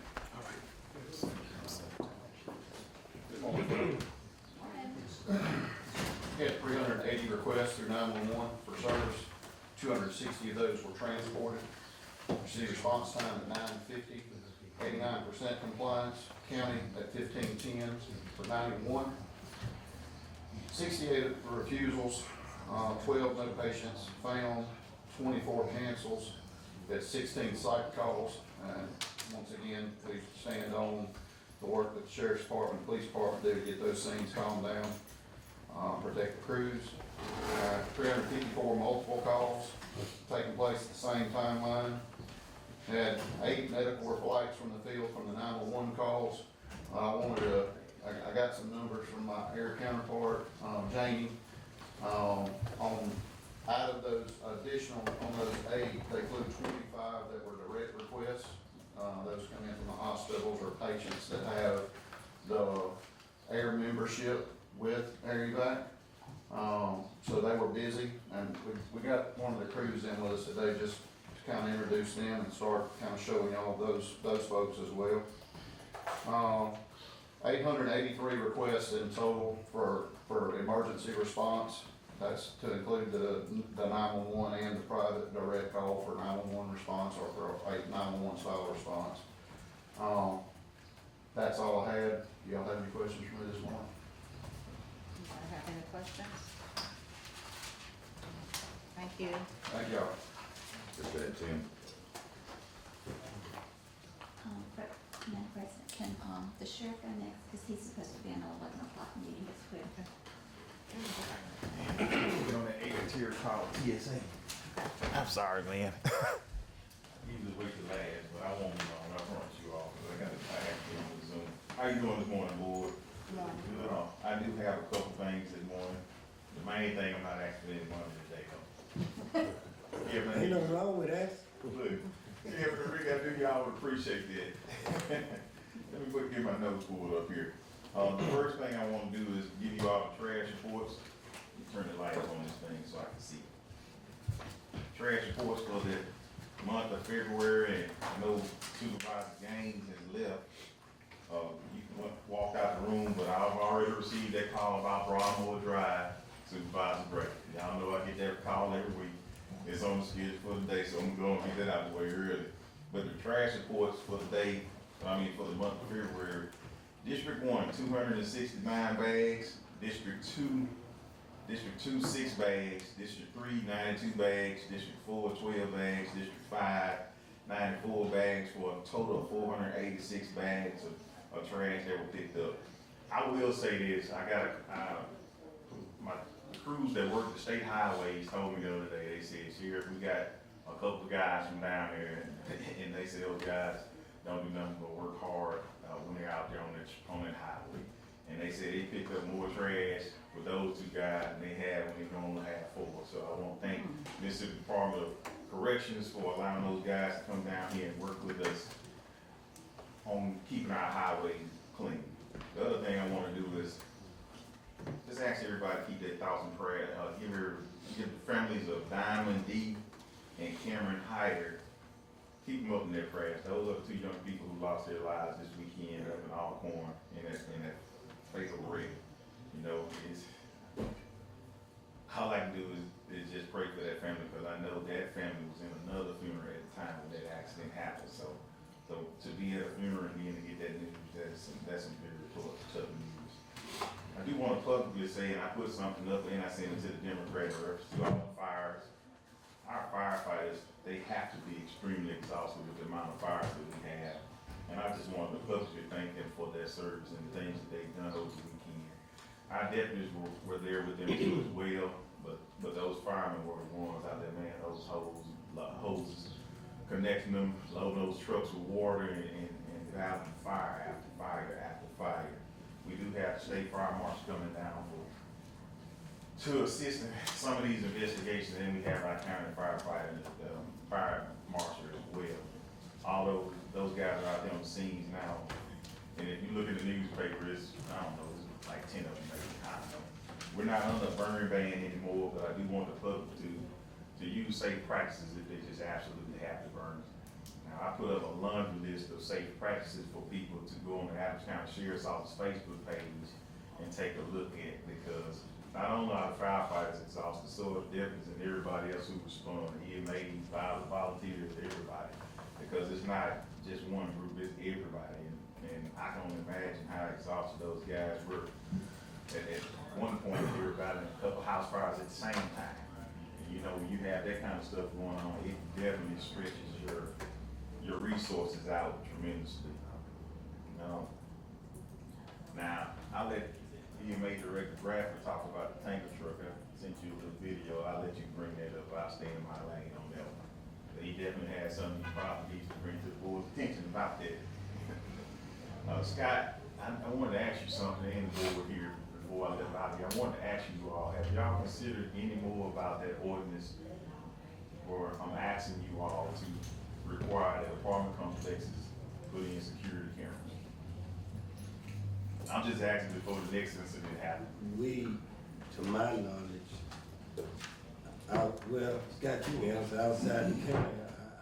I don't know. I'm talking about I don't know, we have no authority inside the city limits. They have their own ordinance in place. Even this is for the county, you know? Yeah, the unincorporated would be where we could do ordinances. And yeah, we actually talked about that back in December, and we thought they were gonna get in compliance and so forth, Sheriff. But we certainly can, I got a draft, I'll ship it to you and see if you like it. And I'm just talking about future. for the county. The city can do what they need to do. I go over there to their board too and request it along with the police chief. But if we can start it, I believe the city will finish it. And I know they're wanting to do it too, but I think it needs to start somewhere. So I'm asking this board to adopt the one that I've seen you do. So it's up to you all, but before the next incident happens, I would like for us to have a plan in place for security reasons. And the reason why I'm saying it, I can't tell you all how many how much cameras have helped us solve, and it's just glimpses that have helped us solve murder cases and other things that have happened in some of these places. And some of the major arrests we made, it was on that split second view on camera that helped put us in the right direction of where we need to be headed on these cases. So I'm just asking you all to help the citizens out a little bit and put that ordinance in place so we have a little teeth. I don't think the board have a problem with doing that. I don't think they have a problem with doing that. Did you draft one? Yeah, I'll shoot it to Have you Travis. read it? I drafted one, but I'm sure Scott got another one, so. We talked back about it, and then we were like, well, we think they're gonna get compliant, so we held off. But I'll shoot it to you, Travis, you shoot back me your comments, and then I'll shoot it to the board, and maybe we'll have it ready for the next meeting. Sounds good. What you're The doing. next meeting may be too late. It might be somebody else who got killed by then. Well, I'll make a motion pending Scott and Sheriff agreeing to, put their heads together and come to an agreement on this ordinance. I'll make a motion. Second. Appreciate that, thank you all, I appreciate that. Got a motion by Supervisor Middleton and a second by Supervisor Gray. Any discussion? All in favor say aye. All opposed? The ayes have it, motion carried. Thank you all. Have anything else, Sheriff? Yes, ma'am. Madam President and County Administrator, I want you all to know that we have completed our air terror training finally. All the command staff at the sheriff office who were in on that free training that air terror provided that's necessary for us to provide security at the airport. We have finally done it. So while I'm on the phone with TSA and the airport director, the last individual to be doing his exit interview on air terror and all our certificates will be issued. So we won't be hold up. Thank you all. Sounds great, thank you. Yes. Madam President, while he's Go ahead. here, I had something in my report before you leave. Okay. I received a call last week, I think Supervisor Wilson, according to who called me, has talked to you as well. The email? No, about, these 18-wheelers unloading on Kingston Road. Right past the trailer park. Okay. And, there appears to be lumber deliveries happening almost daily, where they're sending Near guys. 61? Okay. Where they're, just past trailer park. Okay. Where they're putting guys out there to flag traffic down, and sometimes they flag traffic down, sometimes they don't, but we all know the danger of Kingston Road. Oh, yeah. And this is pretty regular, you know, with the little forklift on the back that unloads the lumber all out the road, so this needs to be addressed. I agree, maybe we can get another ordinance saying they have to hire security to do that. You know, Louisiana make those guys get flag crews out there, and seeming that law enforcement be stretched in all the way, maybe we need to work on that ordinance, we put it in place, saying we have flag crews on block. Well, I mean, they can't block Kingston Road. Yeah, if we catch them block Kingston Road, we'll deal with that. I don't even know what's going on. I don't know First if they're house- delivering that lumber, but. I think I'll for go the out there and fencing find out. company. It's a fencing company, a residential house. It's a fencing company. We'll go out there and pay them a visit. First house past the trailer park. Got it. And look, I'm not trying to mess a guy up, but he can't block Kingston Road.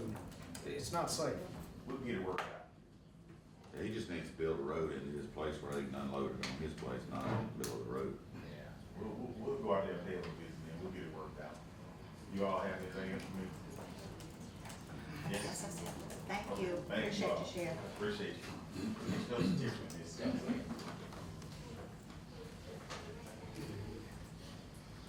Good morning, Board. Brad Bradley, Adams County EMA Director and Fire Coordinator. I got a couple things on the EMA side.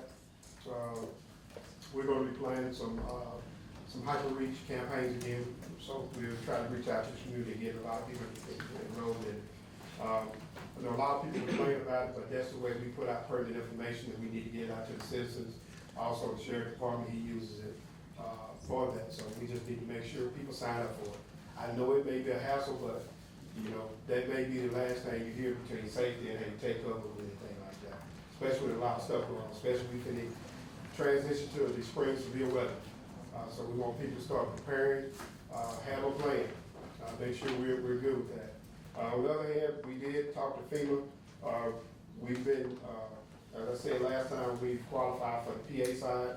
We're trying to qualify for the individual assistance. We did get a visit to be able to help individuals with their weather aids. So we got the contact information. We've already got it signed up to FEMA, mainly FEMA. So they should be contacting those individuals. And once the federal government declares Mississippi for a IA, then maybe we can be able to get some assistance on that. So like I say, right now, we just got to send all that information up. The governor has requested it, but FEMA has to approve it, so that's what we're waiting on now. And I tell people, it could be 5, it could be 6 months, and that's just where we at. So we got the information, just tell people, when we get the information, we're gonna send it back out to everybody, that filed and turn the information in for their homes on that. On the safe room, we had to replace our hot water heater. It was under warranty. So Miles Construction came out and replaced the water heater for some deficiencies. So as of this morning, the showers are back up in operation on that. What else? Next, I did talk to Robert. They're finished with debris pickup. Yeah, we're finished. So I request the board that we close our declaration. You heard the request? So moved. Got a motion by Supervisor Wilson, Second. second by Supervisor Middleton. Any discussion? All in favor say aye. All opposed? The ayes have it, motion carried. Okay, the next thing, most important thing, I want to transition to the fire services side. I want to request that the county put a countywide burn ban in, from March the 1st to March the 16th. President, passed the paperwork. So moved. Second. Got a motion by Supervisor Wilson and a second by Supervisor Gaines. Any discussion? All in favor say aye. All opposed? The ayes have it, motion carried. Okay, next, I want to thank the board, everybody that all the grants that we were receiving our fire pumper tank today at 1:30, so we'll deliver the check and get the keys. As soon as we get there, we're gonna fill it up, put water in it. Now, that don't mean people go out and burn. Because when they see that, they're trying to burn piles of trash, but it's gonna be a game changer to the Natchez Fire Department. It's part of our 6-year plan. Hopefully, within the next 2 years, we can get through another grant process. We get one for the northern district of the county. So we'll have 4,000 gallons in the county, and that will be able to respond to any incident in the county. And I know the chief will appreciate that, and some of our volunteers with that. So we appreciate y'all on that, get new inventory in to try to help save lives, and try to help mitigate some of the fires on that. With that being said, it's gonna be delivered today at 1:30, and I think me, Mitzi, we're gonna get the information, get it put in the insurance. And it's gonna be housed down in Lake Montrose, but it will, be utilized throughout the county. So it'll be able to go anywhere in the county on that. It's just not strictly for that district on that. Other than that, that's all I have. Any questions? I got one. Brad, can you tell everybody, so maybe the paper can mention it, when are the sirens tested? We normally test those on like the second Wednesday, depending on weather, depending on all that. We do test those. We do know some that are not operational on that. And we try to, do the best thing we can with that. Right now, I think we missed it. We got there, get the PO to them. We want to make sure we get all of them down, get everything done, even in the city, so really fully test them the way we can. The new system that we got now, it's great that I can test the ones that's working and the ones that not. I can actually go in and strategically turn those sirens on and off. Than before I had to try to turn on all of them activated. So Second Wednesday of the month at noon, is that what you're yes, telling me? yeah. Okay. That depends on if it's raining or something like that. We won't. So I went round and round, and when I told her that, it got worse. I'm like, jeez, okay. What do you mean you won't do it when it's raining? I'm like, we don't want to scare people. right. So yeah, so. Madam President, Okay. so, we did approve the 4, so, updating the 4, where are we at on those inside? No. You told me the repair was like 40,000. Yeah. Once they get the PO, they gonna come down. Yeah, that's So what we're rolling. Yeah, I Okay. turned out. Yeah, we got all that. Okay, All right, that's all I have. that's all you have? Thank you. Mr. Harris. Thank you, Brad. Bye. All right, Mr. Ford, Good morning, board. good morning. I have just 2 items and a couple of dates. First one is, we did receive concurrence from MDOT as it relates to phase 1 of Fulton County Road. With that, we was able to send the contract over to the contractor to get his bonding in place. as well as providing us back with a contract. And once we have that contract back in hand, the board president will sign that contract, and then we should be able to issue a notice to proceed for that project. So with that being said, I'm requesting the board authorization to allow the board president to sign the contract for Morgantown Road Phase 1 once we receive it back from the contract. You heard the So request? moved. Second. Got a motion by Supervisor Gray and a second by Supervisor Gaines. Any discussion? All in favor say aye. All opposed? The ayes have it, motion carried. The second thing is the bridge railing for the Foster Mountain Road Bridge, that's bridge number 69, has been completed by Broken Arrow Construction. Therefore, we're recommending payment to the contractor in the amount of the purchase order, which is $25,000. Heard the request? So moved. Got a motion by Supervisor Gaines and a second by Supervisor Wilson. Any discussion? All in favor say aye. All opposed? The ayes have it, motion carried.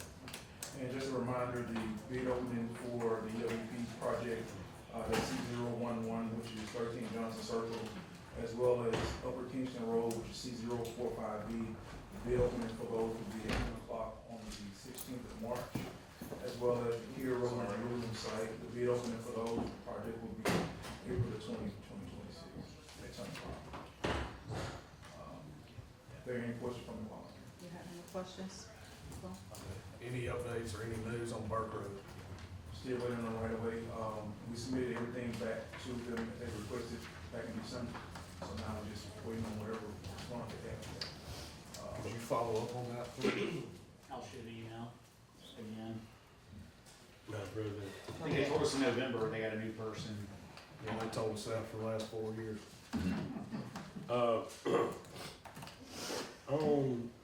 Do we have like a possible timeline after we get the contract done and when they'll start and a possible finish? I know we don't have anything guaranteed, but a start and a possible finish on Morgantown Road. Well, once we get started, they have a 6-month period they can do all the construction.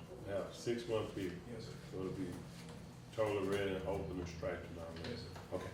All right, thank you. Another thing is, board, I heard this at the conference, that a couple counties lost their state aid money because they did not use it.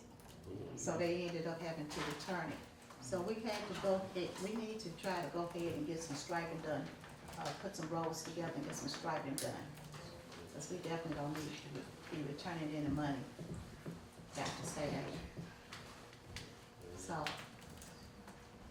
Is Southwind on that list? Not only striping, I mean, there's some I other mean, stuff other we things gotta that fix, needs to too. be done, because sometimes, I mean, some areas, the road had to be up to par for state aid in order for them to be striped, so we need to get all those things fixed. So it relates to the state aid money, the actual state aid money, that money is fine. It's just extremely encouraged by the aid to use it. Only money that gets rescinded is the actual LVP money as of right now. That's your local bridge.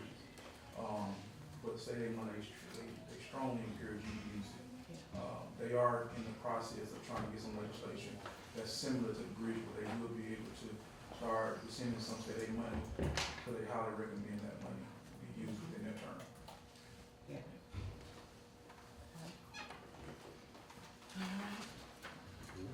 Thank you. All right, thank you. Robert?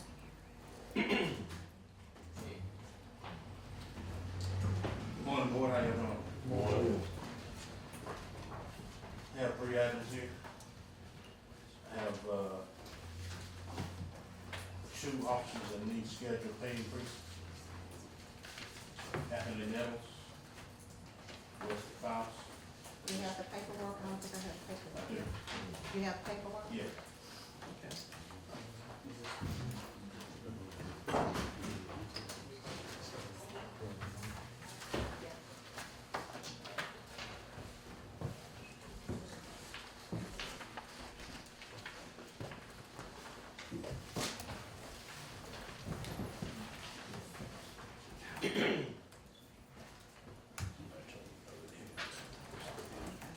It's having been signed. This is having been signed by Human Resource. Okay, I was told y'all already had it. No, I don't have it. It's not in the folder. We'll check a couple and see. All Not right. in the vote. You can hold on to that. You got to No. sign? No, let me get off. Okay. I was told you already had that. If you want, you can go ahead and get her to sign it and bring it back down. Yeah. She right upstairs. I will. Robbie, you wanna go ahead? Yes, ma'am.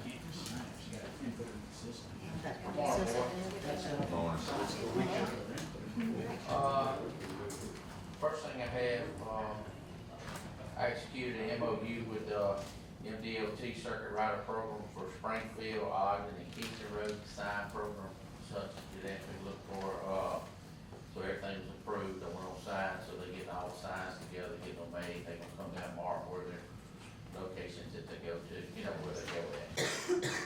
They are gonna look at North Palestine and Longwood Road for that same sign project, they're gonna look into that.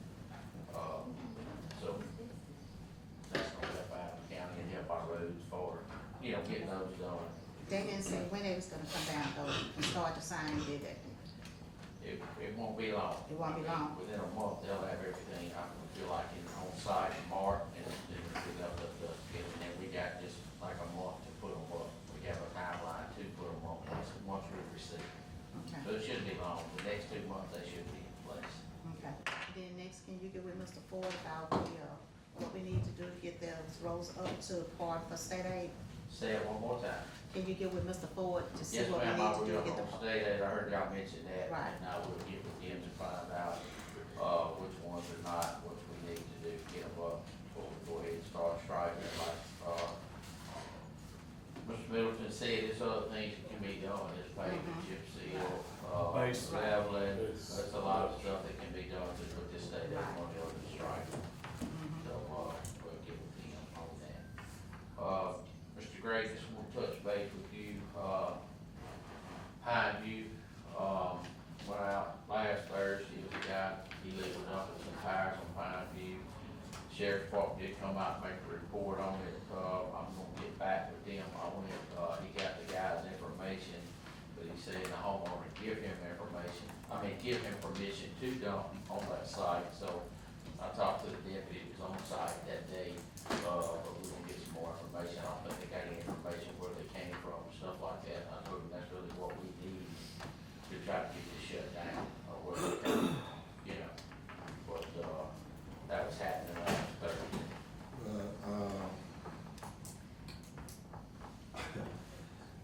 Scott, whether somebody give them permission or not, that don't make it legal when you create a illegal dump site.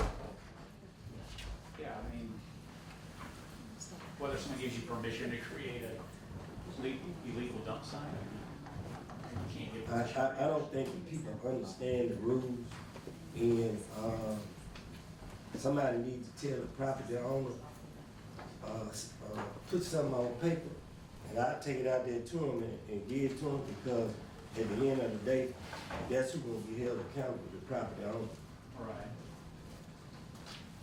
As well as the dumper, so everyone's. Well, and also what he mentioned, we need to find out where those tires are coming from. Which one of these shops is giving those tires to let, and just paying them to go throw them wherever they can throw them.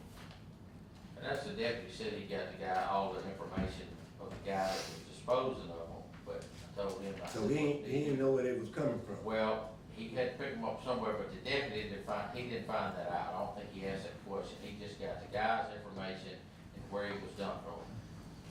But like I told the deputy, we need to figure out where they're coming from is our most important thing. So the guy driving the truck was the same guy dumping it? Yes. So is any kind of charges we can put on him? Because doing that ain't working. Yeah, take a look and see, I'll get with the sheriff. Yeah, give it to sheriff, because, we're gonna have to put an end to this, man. That's on Pine View, Scott. I was saying, you got a truckload of tires and you don't know where they come from and you dump them on somebody's property? Come on, man. Somebody loaded that trailer. Next thing I have, South Palestine, the 4 miles of milling is finished, it's complete. I met them Friday morning, out there about 8 o'clock Friday morning, they got finished about 10:30. Friday morning, but they've been working, you know, through the week, but they finished up Friday morning on it, so, that job is complete, and they get them paid, it is finished. Two Oaks was a contractor, so get them paid, get them on the docket, get them paid. Okay.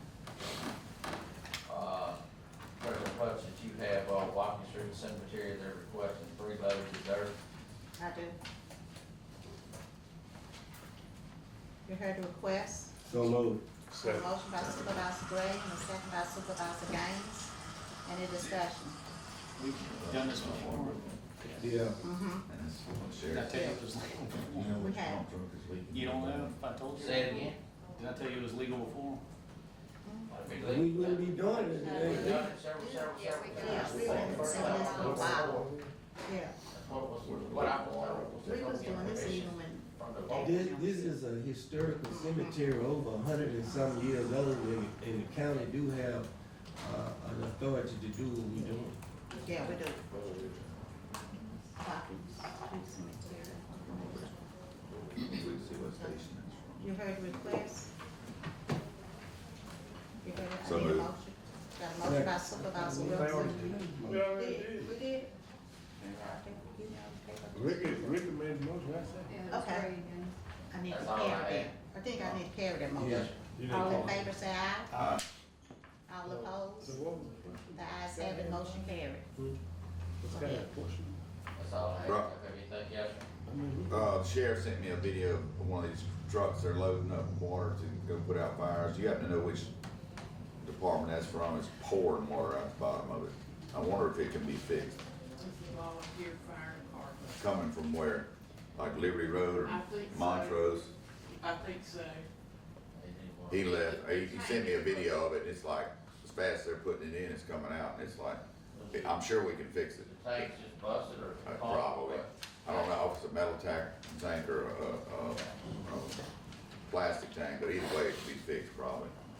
I don't think we need to buy a new truck, we just need to fix that one. Yeah, I see. All right. Thank you.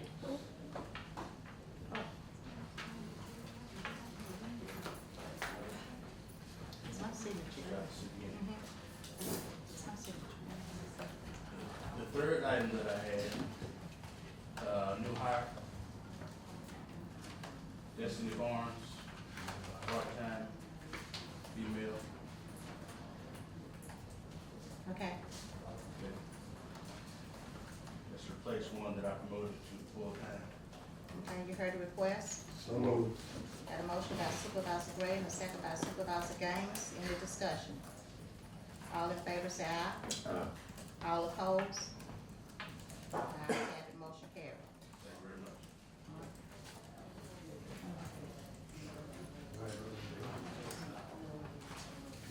Anybody else? Any other?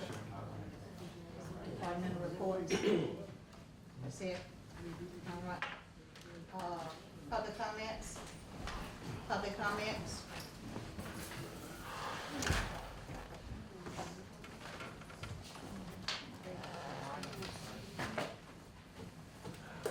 Good morning. Morning. My name is Francis Ransom Jr. I live at 3B Ransom Road out in Kingston. And on February the 20th, at approximately 10 a.m., I was headed west on Kingston Road into town. I noticed up the hill coming down from St. Mark, I saw the road crew out there on the bridge. They were taking the sand off the bridge that was put up in the winter months.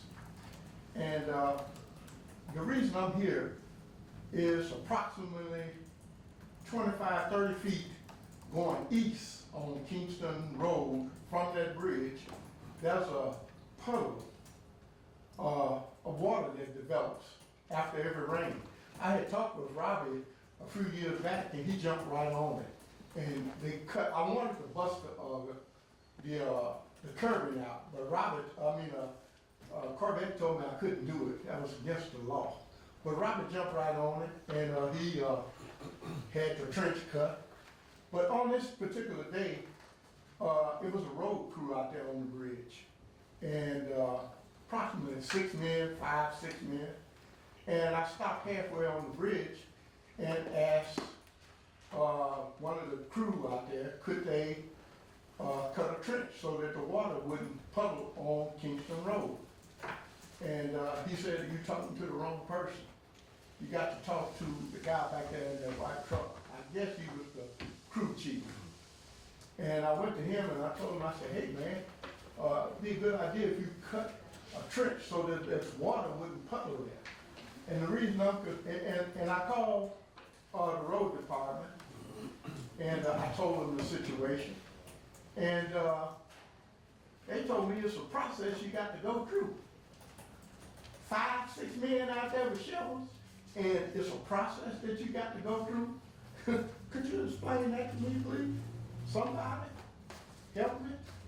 Say the foreman told you that? Yeah. In the white? No. I called the road department, and they told me it's a process that you got to go through. And my point is, 5, 6 men out there with shovels could have been done there. Did you explain, when you call in, what they do is just write work orders, then they get the work orders, they put them in the boxes of, the foremans, and then when they come in, they get them, or they'll call them and let them know. So I mean, did they know that all the men were out there working, I guess is my question.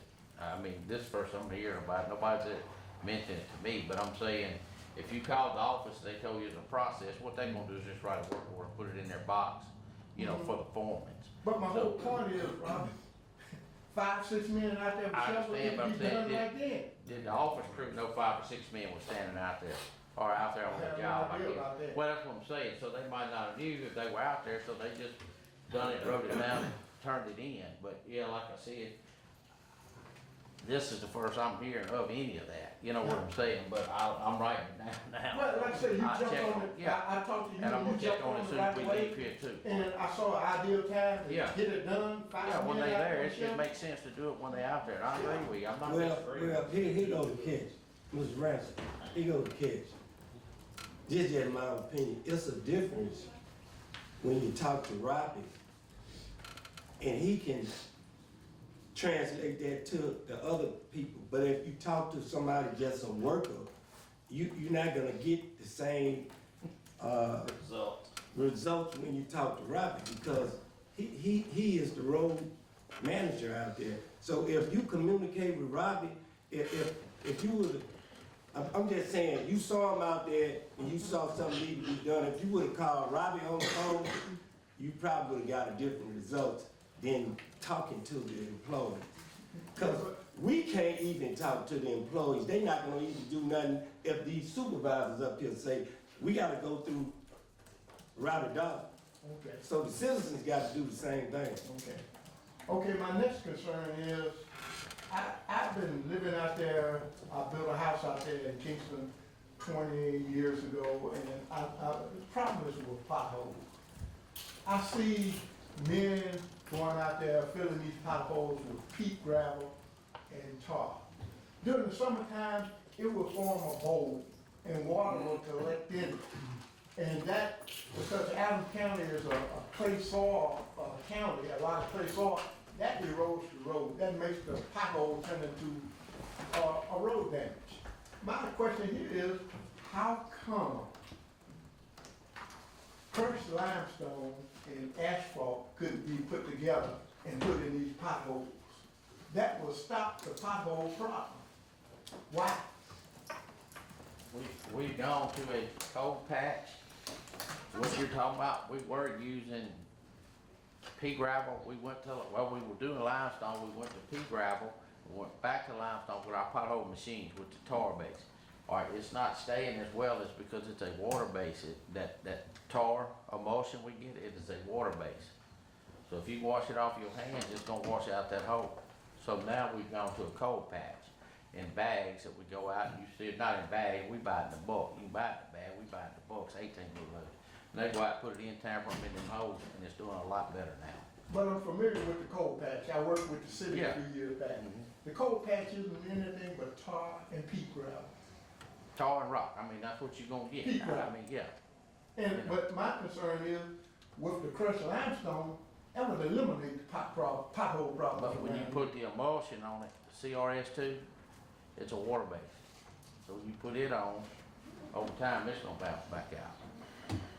I haven't seen any out there on Carmel Church Road that have, gone bad.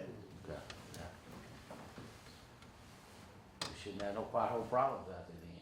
If they ain't gone bad, 'cause that's what we've been. No, the pothole problems that are out there are with the tar and peat gravel. It was a crew out there about, 3 months ago, putting that tar and the peat gravel down. And since then, you can see a little bowl settling right there, and water's gonna get in, and water's gonna drip through that little bowl, and it's gonna destroy the road.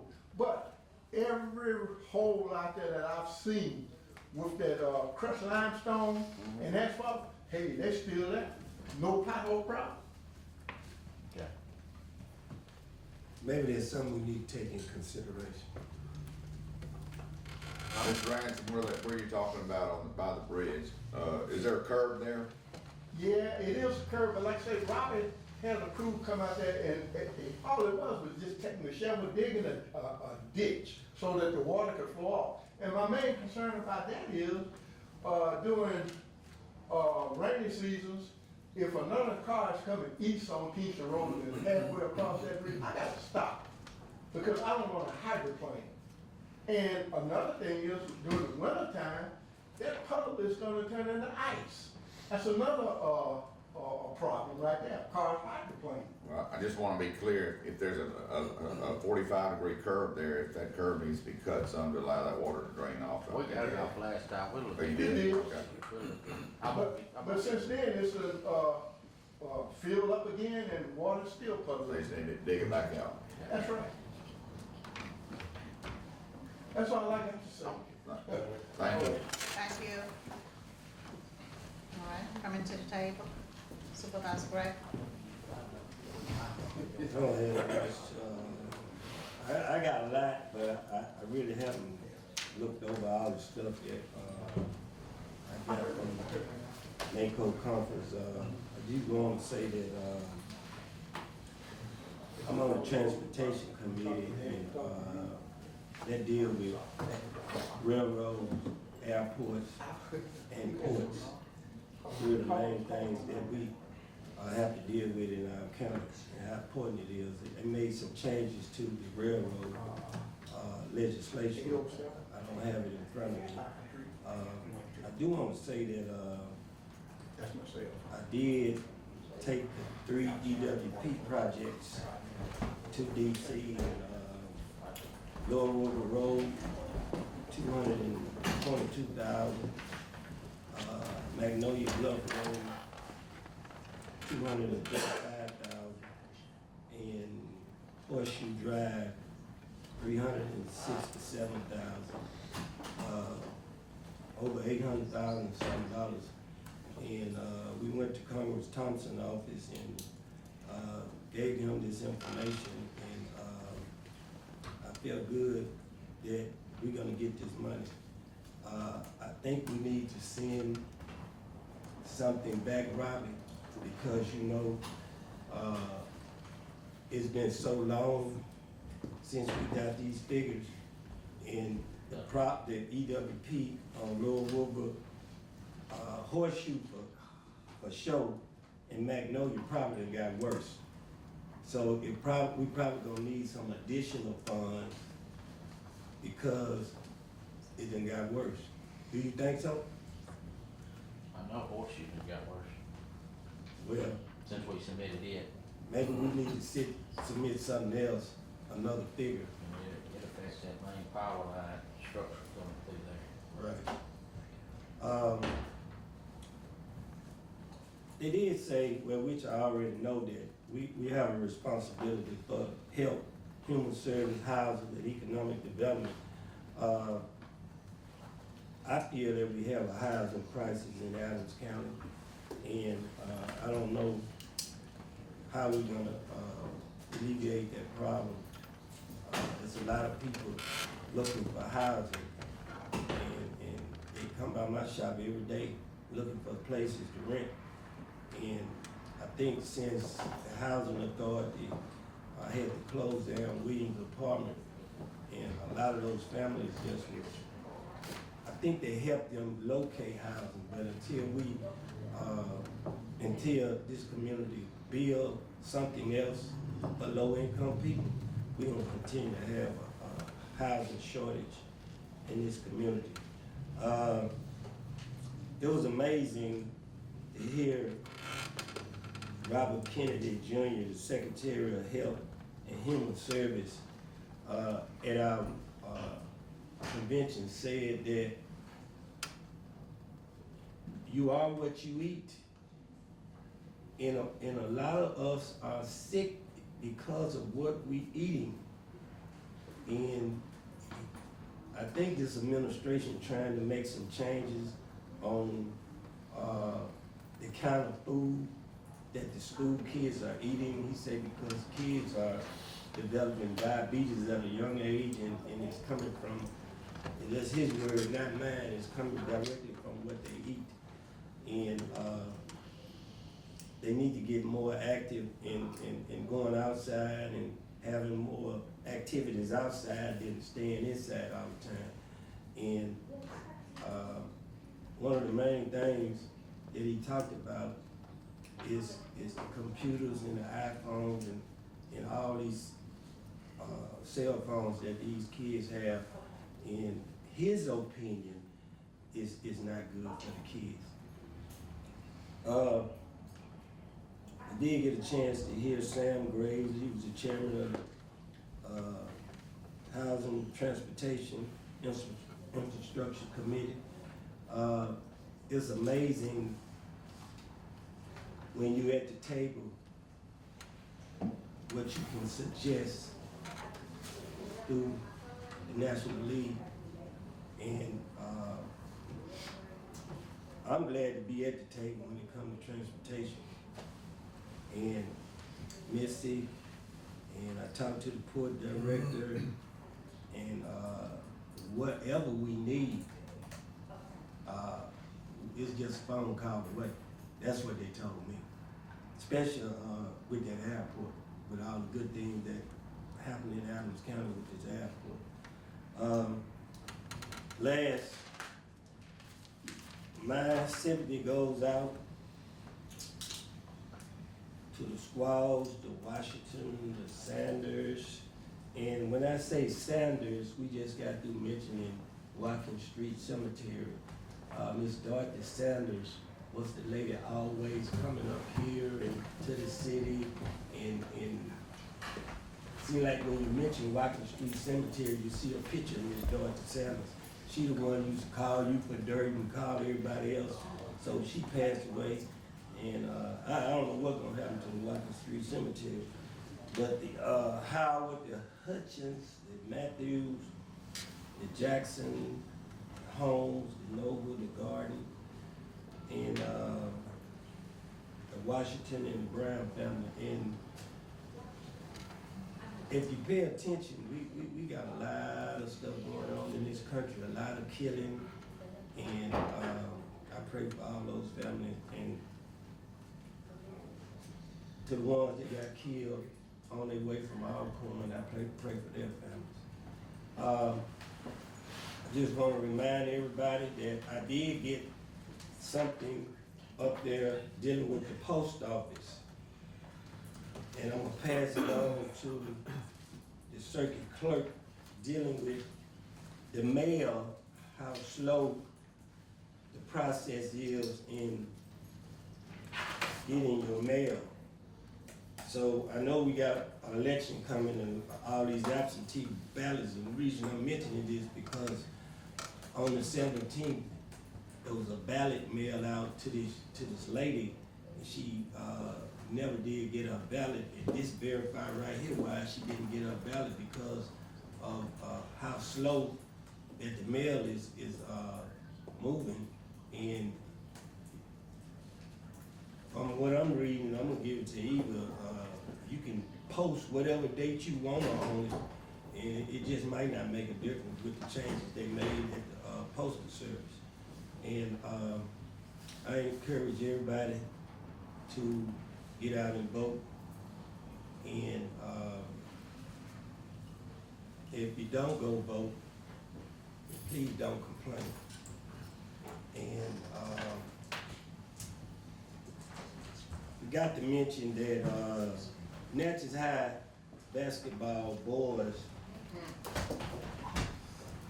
made it to the big house for the first time in about 20-something years. I've been about 21 or 22 years. They made it to the big house, and pray that they be successful. It's a hard road with the next team they got to play, so that concludes my report. Okay, Supervisor Wilson?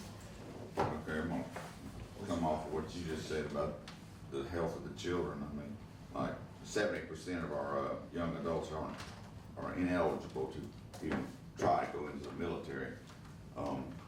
That's a staggering fact when you get right down to it. And while I'm talking about the military, I would like for everybody to pray for the troops, all the service members, and all the support personnel, as well as all those countries over there in the Middle East. They're trying to get this Iran thing under control. The only other thing I had, I'm gonna ask everybody to be patient about these roads. The asphalt plant just opened back up, didn't it, Robbie? Back down. It It's really back. never opened up, it's back. Talked to them this morning before the meeting. They wanna know why we're not paving roads. Said maybe in March, but The reason we're not paving roads is because there's no asphalt, because the plant's down. That concludes my report. Okay, Supervisor Gaines? Well, I just got a few things. I know everybody can now, you know, this is legislative season, and I think we'll be looking forward. We got a few, I got a few Senate bills and House bills. I'm not gonna go through all of them, but that's Senate Bill 2432 that deal with county jails and what we can charge. You know how we charge and house inmates when we can't charge enough. That's one bill we need to look at because it'll allow you to charge the state rate, state penitentiary rate for housing your jails personnel, and that's really important, especially here because you know most of our people that we have more people from the city in our county jail than most of the time. So we trying to look at this, and you know, thing at the jail, and they have a few purchasing laws for county trying to raise the threshold, and that we also have we talking about Rule 5 truck bills, and we got a bill 1382, and they got a House Bill 1383 that we'll look at. And I think that will alleviate a lot of the tax problems because they will have us to, not us, but dealing with the tax assessor where you'll have to do your projected revenue of what you got this year and what you're gonna get this year and the following year, what you got, compare them, and then have it mailed out to your constituents. So those are some bills on the table that I just wanted to bring forth to the board, because I know everybody can't get on. We have I know that Ms. Khan be on when she can all the time, so she's up on top of what we talking about. But every Friday, Mr. Gray and them used to be on the legislative conference, and so it's really, really important. Those are some bills, some minor bills, because unfortunately this time, there's been some negative bills that always affect counties, and basically non-funded mandates. We have bills that they pass in the legislature, but the county end up footing the bill. And that always affect the budget. But yeah, I would also say, you know, family simply goes out to the KO family, and also the families of the people who lost the kids. I was coming out of Fort Gibson from the co-op, and I seen the highway patrol and stuff going. I didn't know exactly what happened, but I knew something bad had probably happened with high rate of speed. And later that day I learned that two 19-year-olds had lost their life, and one of them was in my baby son, cousin. They graduated together over there. So, you know, that is always something that, you know, things happen. But other than that, you know, it's election time coming out, and I always say, you know, use your, exercise your right to vote, regardless of who you vote for. It's important that you exercise your right to vote, and I yield the floor behind that, Madam President. Okay, I'm gonna deviate from the board here and let Peggy go go ahead and handle her report. I'm back. I went to the Briars and I met with the owner and he took me around and showed me that the pool is gone, they're filling it in, and the house is gone. What the problem is with our office was Kim got the parcel numbers crossed up. And so she was wanting to correct the parcel numbers. On what I showed you? Yes. Okay. And so that's what happened. Okay. So do you need approval? Yes, Same You figure, have same those? amount. yes. $9,315.99. $3,214.27. You heard the request. So moved. Got a motion by Supervisor Middleton, Second. second by Supervisor Gaines. Any discussion? All in favor say aye. All opposed? The ayes have it, motion carried. Thank you. Supervisor Middleton, come back to the board. I addressed what I had with the sheriff before he left and also Mr. Bradford on the siren, so that's all I have to report. Okay. Ms. Page Dean, I don't have anything today. okay. Chancery Clerk, Ms. Brandon I Lewis. have a couple of items to spread across the minutes. We received a letter from the county engineer designating the Morgantown Road project for Tommy Avant as the safety officer. I just need to spread across the minutes the letter that we sent to MDOT in that regard. You heard the request. So Can I get a moved. motion? Got a motion by Supervisor Gray, and a second by Supervisor Gaines. Any discussion? All in favor say aye. All opposed? Ayes have it, motion carried. Also, with regard to Morgantown Road, we had to submit a letter to APAC notifying them that they were the project, the contractor on the project, and this is on the notice of award, just notifying them that they did a notice of award to them. Just need to have that spread across the minutes. You heard the request. So moved. Got a motion by Supervisor Gaines, Second. second by Supervisor Middleton. Any discussion? All in favor say aye. All opposed? The ayes have it, motion carried. I need to have the Shaven Ray tax redemption settlement spread across the minutes, please. You heard the request. So moved. Got a motion by Supervisor Middleton, Second. second by Supervisor Gaines. Any discussion? All in favor say aye. All opposed? The ayes have it, motion carried. Also need a motion to spread the February bill tracking report for the sheriff's office across the minutes, please. You heard the request. So moved. Got a motion by Supervisor Gaines, Second. second by Supervisor Middleton. Any discussion? All in favor say aye. All opposed? The ayes have it, motion carried. And the last item I have is to spread the mental health report in accordance with House Bill 1640 for the first quarter for this year that we did receive from our regional office. You heard the request. So moved. Got a motion by Supervisor Gaines, Second. second by Supervisor Middleton. Any discussion? All in favor say aye. All opposed? The ayes have it, motion carried. That's all I have. Thank you. Okay. No, sir. I want you to say. Attorney Scott Stover. Yeah, we've got a request for a family cemetery on 2 Campbell Road in Natchez. I believe I talked to you about this, Supervisor Hutchins. This is, one year you're not really the park or whatever. Cemetery. Why don't we pass this to you for you to look at and review, and then maybe we can report back next meeting? Is that what you want to do? Yes. Okay.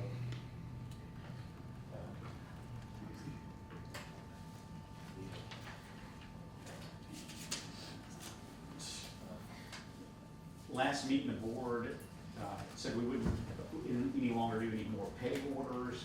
The drug court and mental health court, under the rules and regulations of mental health court and mental drug court, they don't fall under county purchasing laws. And so under the regulations, the mental health court and the drug court are allowed to make purchases, and the only way that can be done is through, like, if the court decides to do it.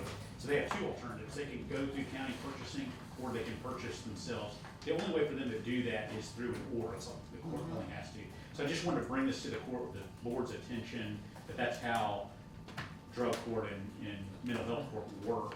And want to make sure the board understood that and so forth, so when you see these. This is a pay order. Again, they try to go through county purchasing, but they don't have to, and so they sit during time constraints that they didn't do it. It's not the same set of statutes that our county employees do when they violate the law. So just say a motion to approve that and make that binding that that's still how they're gonna work. And I'll point out too that when they came up with this conundrum, that was our instruction to the courts. Well, y'all need to issue an order, and then that's the only way we'll pay it, either by order or by going to county purchase. Because we wanted something in writing that showed. Okay, you heard the request. Got a motion by Supervisor Gaines, Second. second by Supervisor Wilson. Any discussion? All in favor say aye. All opposed? The ayes have it, motion carried. That's my report. Glendale, somebody. Okay. The second budget.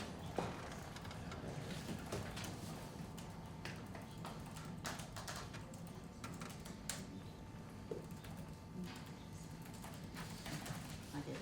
Okay. County Administrator, Ms. Missy Khan. Yes, I have a budget amendment for the election commission to purchase new, election machines, which I think we discussed that earlier. So we're making a budget amendment of $18,089. You heard the request. Got a motion by Supervisor Gaines. Second. Second by Supervisor Wilson. Any discussion? All in favor say aye. All opposed? The ayes have it, motion carried. Have an amendment for the, cameras for the courthouse, $4,500. You heard the request. So moved. Got a motion by Supervisor Middleton and a second by Supervisor Wilson. Any discussion? All in favor say aye. All opposed? The ayes have it, motion carried. I have another budget amendment. This is regarding the drone. We've got $9,200 insurance. I think it's it's $11,480 to repair it. So I'm making a budget amendment for $12,000. You heard the request. So moved. Got a motion by Supervisor Gaines, Second. second by Supervisor Wilson. Any discussion? Yeah, I have a discussion. Where is the funding gonna come from? Is it gonna come from general funds or somewhere else in this budget? It's general fund. General funds, okay. All in favor say aye. All opposed? The ayes have it, motion carried. Okay. So when I did the budget, I was assuming that the rural fire truck would be on 106. I didn't know we'd have to create a new fund. So I'm transferring the funds that I budgeted on 106 to Fund 108, and I budgeted for the county share $182,000. And then I'm also moving the funds from the general fund to Fund 108 in the amount of $397,026 for the rural truck. It came in at ACH in the general fund, and we have to pay for it out of the 105. So this is me moving the money. And then this is me doing the difference between what I had budgeted and this is really, we received $280,000 from the grant, and then we opted the $50,000 5-year that we would pay back. So we had $32,000 for the truck. We really, and I had budgeted $182 for our share. So I'm just making a difference up when I to make the 108 complete and putting $215,026 on the budget line item for the vehicle over $5,000. Okay, you heard the request. That's a motion to transfer and to amend. Transfer and So moved. Got a motion by Supervisor Gaines, second by Supervisor Wilson. Any discussion? All in favor say aye. All opposed? The ayes have it, motion carried. And then I have the docket for the check for the truck Okay. for us to give Next to. time. All right, I need a motion on this docket, for this docket. So moved. Got a motion by Supervisor Middleton, Second. second by Supervisor Wilson. Any discussion? All in favor say aye. All opposed? The ayes have it, motion carried. Do you have anything else? I do. So last week, we got an amendment to the limited notice to proceed at the airport. And what it is little lead items that have been spec'd out, and so it's just adding to the one that you signed. I signed it, so just want to spread it across the minutes. Have you heard the request? So moved. Got a motion by Supervisor Middleton, and a second by Supervisor Wilson. Any discussion? All in favor say aye. All opposed? The ayes have it, motion carried. I'll send it to you. Okay.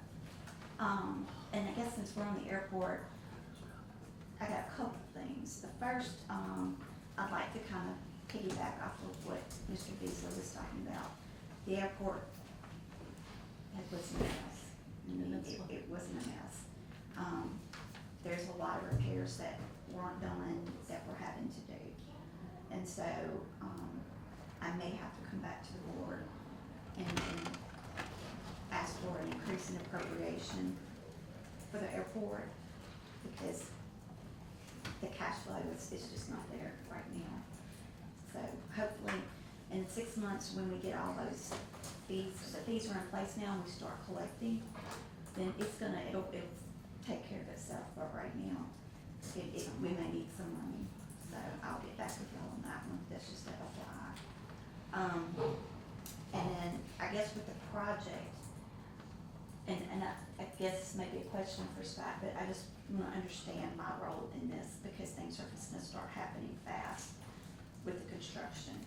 So, if I don't know that we formally approved the budget. I told y'all what the estimated cost was at the last meeting, or meeting before last, but I guess what I need to understand is, whenever invoices start coming in, do I have the authority to approve those? When what That's come in? what? The invoices start coming in for the airport project. So typically in public construction, the board will, usually the department head, whoever is approving it, often Robbie, sometimes Johnny, could be you, might be you. You would say yes, comes to the board approves it, and then it's docketed, typically is how we do it. Does that make sense? Yeah, that makes sense. So somebody needs to look at it from the county's perspective, not just the consultants and so forth, is make sure that the work's been done and it's ready to be paid. Then the board typically blesses what's been done, and then it goes to docketing. Okay, so I bring the invoice and then it goes, okay, that's what I need to know. The board's okay with her being that conduit that says it, work's been doing. You do to her or call for a call. It's gonna be both of us. Yeah. He's boots on the ground, and I'm kind of at the contract side, so we kind of split duties a little bit, because there's so much that is going on right now with that project. Yeah. But I think that's all I have today. That's all you have? Mhm. Okay. All right, I have here, two more of the, hires. These are full-time hires for juvenile court. You got them signed now. This is for Wesley Fault and Anthony Nettles. With the pay rate of, Fault's $15.50 an hour. Annual salary, $32,240. And for Nettles, pay rate of $14.75.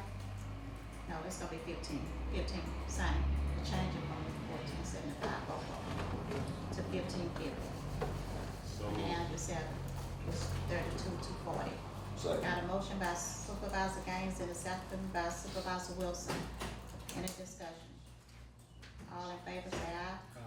All opposed? The ayes have it, motion carried. Okay. Next thing I have is Judge Barber.